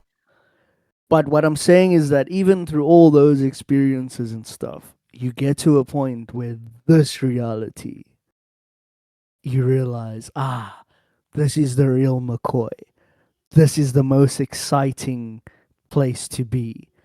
This is why I always come back to this place, if you will, right? Because everybody dreams every single night, you know. Everybody does these travels and stuff. It's just, it's like a muscle. You're like, it's like consciousness is kind of like a muscle you have to strengthen to be able to realize that there's always this observer, no matter what life you're in. Not life, I mean like reality in terms of dreams. There's always an observer, and that observer never changes. So whether you're here or you're in the dream, you're like, I'm always observing this, even this life right here. So that's what I learned from it. Let me share. It's a beautiful thing. But you also wanted to share about your wife's story. Yeah, my wife's story, which had two witnesses to it. So she was in this town village, Mochudi, in Botswana, which is where my adoptive great grandfather was from, the known witch The doctor. one you mentioned, the Sangoma. Just by the way, not that it's necessarily tied or anything, I'm just saying she was there, and she was with her relatives. They were sitting around a fire, and one day she just looks there while they're sitting at the fire, and she sees what you described: a short, like 3 feet, not even a meter type of thing. Short, literally. yes, short character, right by her cousin's chair, standing next to it, with those long dragging arms and those eyes. And she goes, "What's that?" And none of them could see it, but one of her cousins looked and was like, and then it ran off. And immediately his eyes began to swell. The next day his eyes were swollen over that he couldn't even see. Wow. And I mean, say what you will, maybe it's a hysterical reaction, but I mean, it's not like she didn't say that's a tokoloshi. So she could have said anything, but she said, "What's that?" And he looked and he's scared as hell. So that's the thing. You actually brought me straight back into it. What I've learned, and that's actually what I started off with about the phase and everything, is fear is the number one cause for all these crazy things that you see and experience. The moment you release the fear, it's almost like you're like a god, dude. Because then you just, I've done it so many times. Like it's weird how you do it, but you step like this and then boop, you start flying. And you're like, oh, okay, I got this again. And I've flown around town, like spoke to friends who were there, dude. Like people I haven't seen in forever, going to work and stuff. It's just it can be pretty interesting. But you once told me, like, just be careful not to get lost in it. Right? Yeah. Because I was doing it so much. Yeah. But in terms of what you said, I mean, I've also got those stories with that same type of creature that shows up many times. It's really, it's really boggling that you also, I mean, you in South Africa, but you described, you're in South Africa, but you don't have that same connection to the, let's call it Exactly. African mysticism, and yet you have described the same thing. And that's what prompted me to share with you my wife's experience. And you heard it from her, I think, firsthand, like what happened. And it's Exactly. it's just weird that, like, it's weird But that those what I'm things- saying is, these things will always be dismissed as like maybe it is obviously like an evil thing, because maybe why it's would that happen to psychosis your or something, your cousin's hallucination. eyes or something? No, like, okay, say it's real. So what are these things? Does it mean that all these ideas that we've had about mythical creatures like fairies and elves and trolls and golems, that they do exist in like a sliver of our reality, and sometimes we catch glimpses of them, you know? One thing I would just say, almost as my closing remark, is that Yeah. really sit down and think about, what have you really seen of this world? You know, because we have television, we see nature documentaries about whales in the Arctic, we see cheetahs in the African savannah, we hear people telling us about, oh, we've discovered this and that. We tend to feel like we have seen the world, right? But we haven't, right? We haven't physically with our own eyes witnessed that much of the world. Like, you've never been to the Amazon physically yourself. Exactly. So Even if the I- Arctic, right? Like, Even the what's out Arctic. there, dude? even not even just the Arctic, right in South Africa, some bush. You've never been there. Exactly. So Some how do you? cave that, you know? That's what I'm saying. There's caves, there's forests and rivers you've never visited. How do you know that there's nothing in the fringes? The same way that scientists will say, oh, you know, we've recently observed in chimpanzees in the Congo rainforest that they have this and this behavior. Okay, you figured that out 20 years ago, right? So what would be the case if you actually stayed there day and night for 20 years? Like, not just on an expedition, but like day and night, 20 years. What would you see there? Because you've only been there for an expedition and you go there once a year or whatever, and then you witness new behavior. But what if you're there all the time? How can you so quickly discredit all these stories that people have told you? I mean, my friend, rival, ex-friend, long story that. The weed smoker one. Yeah, he shared a story with me. Okay, he said he was walking in Zimbabwe one day. It's called Gweru, right? Or Plumstead, something like that. And he was like taking a shortcut through a little bush. And he was walking, and suddenly his body just froze. Like his physical body just froze, and he's like, huh? And then he like, what is going on? And then suddenly he looked a bit to the corner, and then he realized that he saw these yellow eyes, snake eyes, and this massive snake. He says his body reacted before his mind could like see it. And then when he saw it, he's like, oh my God. And as it was looking at him, it pulled back its giant body, like as if to strike, you know, like, because it's like big. It's not coiling, like just, yeah, the coil's like, and then he just, something in him broke, and he said, I've got to run. And he turned around and he bolted back. And this thing like obviously pursued him, and he could run, and he could feel that, like, it's right here. It's like right here at on my nape. Like, it's just about to get me. And he ran and he ran and he ran into the street lights, like onto the street and into the street lights. And as he got into the road, he looked back and he just saw this thing like turn. And he says he like literally saw just turn and go back. He says it's as big as those culverts, like those, you know, those drainage pipes, those concrete drainage pipes. Yeah, like 1.20 meters in diameter or something, exactly. like a thick thing. That's the circumference of its body.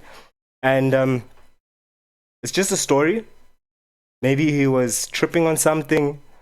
Who knows? Maybe he was in the phase. You know, but well, I mean, he did then like walk home. Like he had been trying to go somewhere, so I don't think it was the phase. But whatever it is, maybe he imagined it. But I don't know, man. Like, again, like I Look, said, the thing I don't is, know everything.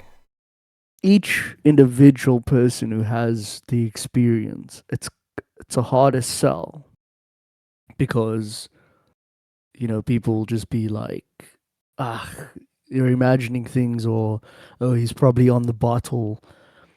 But when you have like the shared experiences, that's when Yeah. it becomes trippy. But another thing is, obviously, like, what do you do with it, right? Does it How push do you you put it? towards does it push you towards like faith?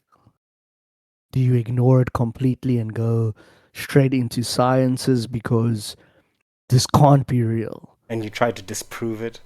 Exactly. Like, where does your mind go with it? Some people even go completely insane. So Because we try, as human beings, we try to put things in boxes. This is left. This is right. This is biology. This is archaeology. This is history. But they're all happening at the same time. We are the ones who try to compartmentalize things into different schools, but it's happening at the same time. The fact that there's a supernova or black hole millions or billions of kilometers away is happening at the same time as some dude who's suddenly healed, and you don't know how to put it. It's happening at the same time that you're having a phase experience. It's happening at the same time that my wife saw that weird thing, shadow. It's happening at the same time. It's that Birmingham dude is seeing or summoning UAPs. UAP. It's happening at the same time, but but don't. Yet, there's we don't want no, to. it's like 100%. Yeah, we don't want to put it together. I mean, we don't even have to go so far on these wild stories. We can see how even just in the world of academia, two streams of thought, engineering and physics, will develop independently until someone comes along and is like, hey, you know what? This looks like it's two sides of the same coin, and then a new innovation is created. We see this all the time. You can Google it. Google what invention or breakthrough has come about from the intersection of two independent schools of thought or sciences. It's the world Exactly. abounds with real examples, and so that's the thing. They are sides of the same coin. You ask an accountant to tell you about the health of a business, he tells you one story.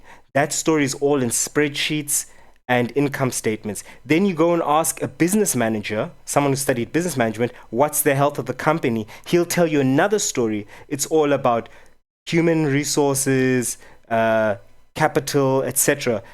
You ask an investment manager or financial analyst the health of a business, he'll tell it to you all about economics. So it's all, we try to split things up into separate things so that we can have it easier. But that's just not the truth of it. It's one big crock pot, and it's like happening. Back to the whole thing of like oneness. And you know what you'd actually find that's quite interesting is that, think about it, what, there's like 9 billion people at this point. 8. I think it's 8, but okay, I don't know. There That's the thing. We are haven't have we counted everyone? But okay, cool.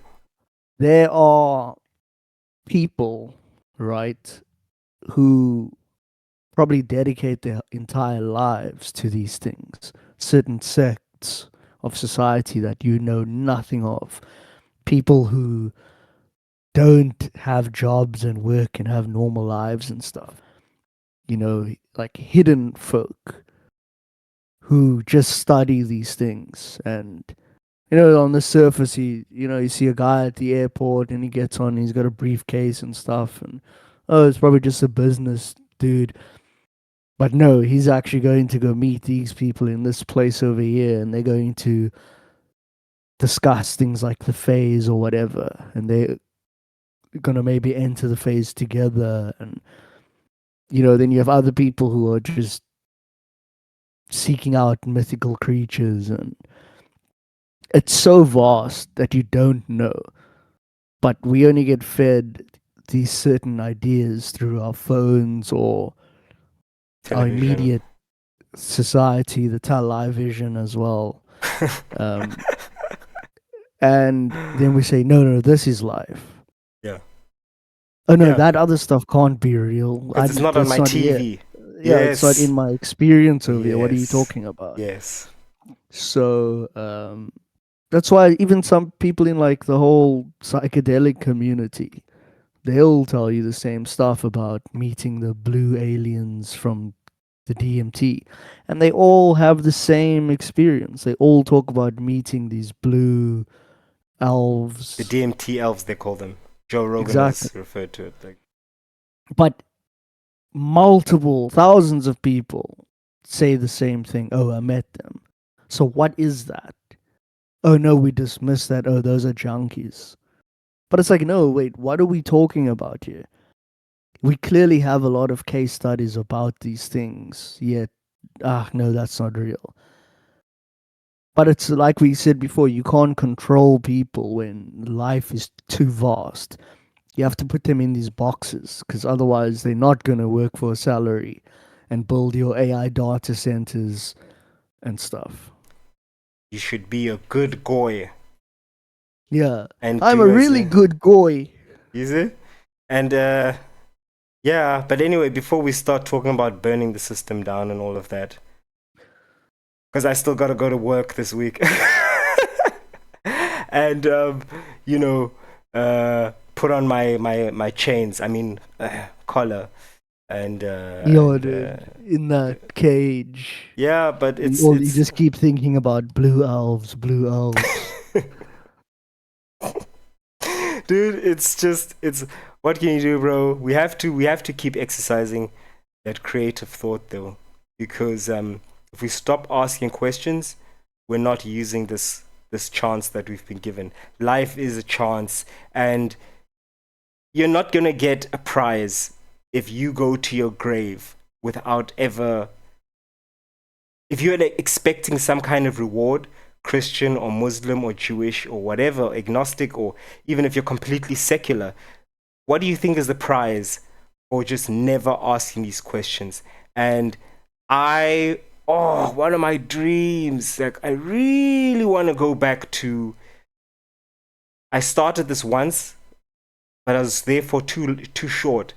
Just going to Zimbabwe, Zambia, and the north of Botswana there, because it's still a little bit. Yeah. It's like that dense jungle, and just like I started collecting stories about all these things, and it's a deep rabbit hole. And then I had to go back to working, but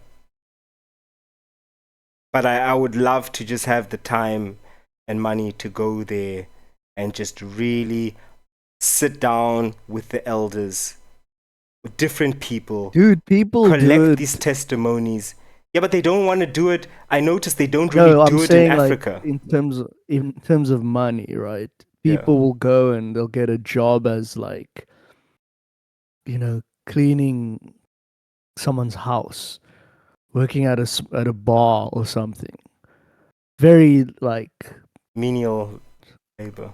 yeah, type of ways of making money. Cleaning people's toilets even I've heard some of these white girls talk about. And then on your off time you can do all those things. And that's how they travel from place to place with no money. You just work, experience the place, go to the next place, set up the next job. Okay, I'm gonna bartend here. But It's I like have that to be, nomadic type of lifestyle. yeah, you I know? have to consider, of course, the fact that I have a family. So, Yeah, no, I'm not yeah, saying yeah. you just like, oh, what happened to him? Oh no, he went to go find a Inyami, short inyami. boy. Yeah, like, but But it's it's like Billy Carson, dude. it's trippy though. Ah, ah. It's trippy though. There's a lot. I'm gonna make a plan. I'm gonna make a plan. One of the, like, eventually I'm going to I'm gonna do it, man, because something, and this is, I'm keep saying this is the last thing I'm gonna say, but something that I found very disappointing, and I don't think he's doing it on purpose, but like Graham Hancock, the guy who's the Ancient Aliens dude, Yeah, I know. with the Graham weird Hancock. British accent that he puts on. I don't know what that is. He's literally from England. I don't know, but he's got a weird accent. No, he's from England, Okay, if you born say and so. raised. If you say so. He, um, on his pursuit of ancient aliens, he just completely left out Africa. And that's so trippy because it feels disingenuous. Like, why would you leave out the place that has ancient monuments, structures? Like, people But obviously but always say that why do you say that he's the one who's doing it? because a guy called Michael Remember, Tellinger, like Michael, how there's this yeah. guy Michael Tellinger in South Africa. I don't agree with all he says because he's one of those dudes who found those blow.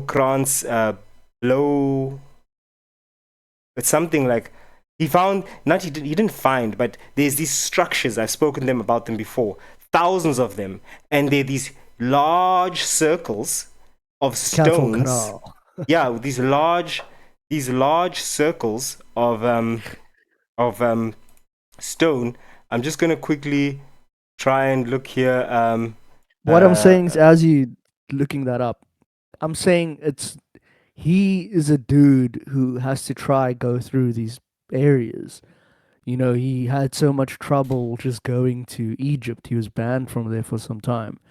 And so who says that it's even safe to come to Africa?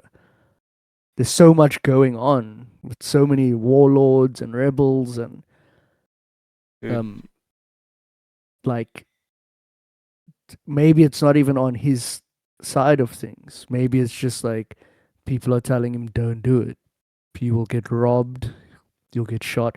There's a dude. you shot. I Yeah, that's okay. I checked the video. Who is like he wanted to walk from. I think it was from Cape Town to Egypt. He started trekking. That was his whole mission. And dude, he said he got robbed so many times. Like so many times. Walking, and then there's like these little kids and they see him and then they just ran off. And as he keeps walking, they come back with these AKs, dude. Steal his phone. Really? Luckily, he never had his bag with him. So it's like, what are you gonna do about that? What do you mean? What are you gonna do about that? Like, you obviously not all You parts of literally need Africa to get are. like yeah, but the places you want to go to are these places that are remote and where there's not many people to protect you. Yeah, I'm sure even with Göbekli Tepe, he had so much trouble going there yeah, because initially. yeah, They okay. didn't want him even to come there. So It's not just like he has a right to just show up in all these places. Dude, so I wanna share with I don't know you. what you're looking up there, dude. I'm looking up yeah, I literally went into Google Earth and I put in the coordinates, and there's this stone right now on the screen is one of these structures, and it's one of many. And the sad part is a lot of these structures have now overgrown, obviously because these are like in rural areas, and probably some of them have been destroyed because it's also good agricultural land. But like for example, this one is in the middle of what you can see some agricultural land, and the coordinates are on screen, right? And there's two of these circles, and I could look now more, like, but I've seen there's thousands of them. It's like there's a lot. Like these are littered all over the place, and it's just, it's not a natural structure. Like it's clearly man-made. And Michael Tellinger, his theory, of course, in typical style, it's not black people who made it. It's aliens. Okay, which is like, again, like every time you see a structure and it's really intricate and it's old and it indicates some kind of civilization that predates what we put in our current common age timeline, it's either aliens or an ancient race of white people. Like it's never black people, right? But they exist. And he told Graham Hancock about it, and Graham Hancock was not interested. He just said, it's really interesting, but I don't think it's anything special. So that's what I'm saying. Like, he just blew right over it. It's But if you fantastic. compare it to what he has found, like how does it compare? Oh, dude, Sites like Göbekli Tepe and stuff compared to Göbekli Cattle Kraal. Göbekli Tepe is very interesting, especially because it's one structure, like it's one connection. It's a series of connected passageways and tunnels. But this is really interesting because why so many? First of all, the dating is old of some of the tools that you find there, like really old. Michael Tellinger has his theory of it's like 200,000 years old. And because he uses specific dating of how the type of stone that is found there, it's one of those stones that like regrows, you know, like it regrows with time. And so based on that, you can sort of see, okay, it was at this point, it looked like this, and now it looks like this. And guys from the University of Pretoria are like, no, man, those were cattle kraal made by the Bantu in maybe 1600s or 1200s. And it's like, what are you talking about, dude? You think people are building those thousands of structures with those stones that have show some of them were brought from kilometers away, and they did that all for cattle kraal? Do you know how people make cattle kraals today? They just use wood. So what makes you think that someone hundreds of years ago was like, yeah, wood ain't gonna do it. Instead, I'm going to schlep these stones kilometers and kilometers so that I can make a cattle kraal, and then I'm going to arrange the inside of it in these intricate inner chambers. It looks like a mitochondria or like a cell. You understand what I'm saying? Yeah. Like, why are you going to do that and make it so big for cattle kraal? It doesn't even make sense. It doesn't make sense. And again, it's because we're not ready to come to terms with the fact that people have been busy for a long time. You know, people don't want to, some people are racists and they just don't want to, they don't want to believe that a black man or black people did something, you know. They keep going back to, well, you know, when we met the the Bantu in the 17th and 16th century, they didn't He have was those in a structures. loincloth. Yeah, but guess what? Civilizations come and they go. They get washed over, they come, they go. You get what I mean? When the Yeah, Britons, or when the middle British. in the medieval ages, many people didn't even know that Hadrian's Wall was built by an emperor called Hadrian. They thought it was some spirits or something that just decided to build this wall. You know, they didn't know. They didn't know. And that was just a few hundred years after the fall of the Roman Empire. So, you know, I'm just saying, my Graham Hancock, coming back to my point, I think he's just not interested, but it's disingenuous because I don't think it's because he's racist, though. no, I don't know think it's people have racist. I said think that. remember something. You don't have to be racist, but if you grow up with an idea of nothing, if I grow up with the idea that nothing good ever comes from Bishop Lavis, the slum in Cape Town, then no matter what you try and tell me, I'm always gonna be like, oh yeah, okay, whatever. Like nothing good comes from Yeah. there. That's just the idea. Like it's not that I'm racist, it's just that I already know nothing comes from there. I already know it. You know? And he does have a black wife or something. Ooh, Graham Hancock. I just don't Oh, that understand makes why. it all better. No, I'm just saying he's not racist. Yeah.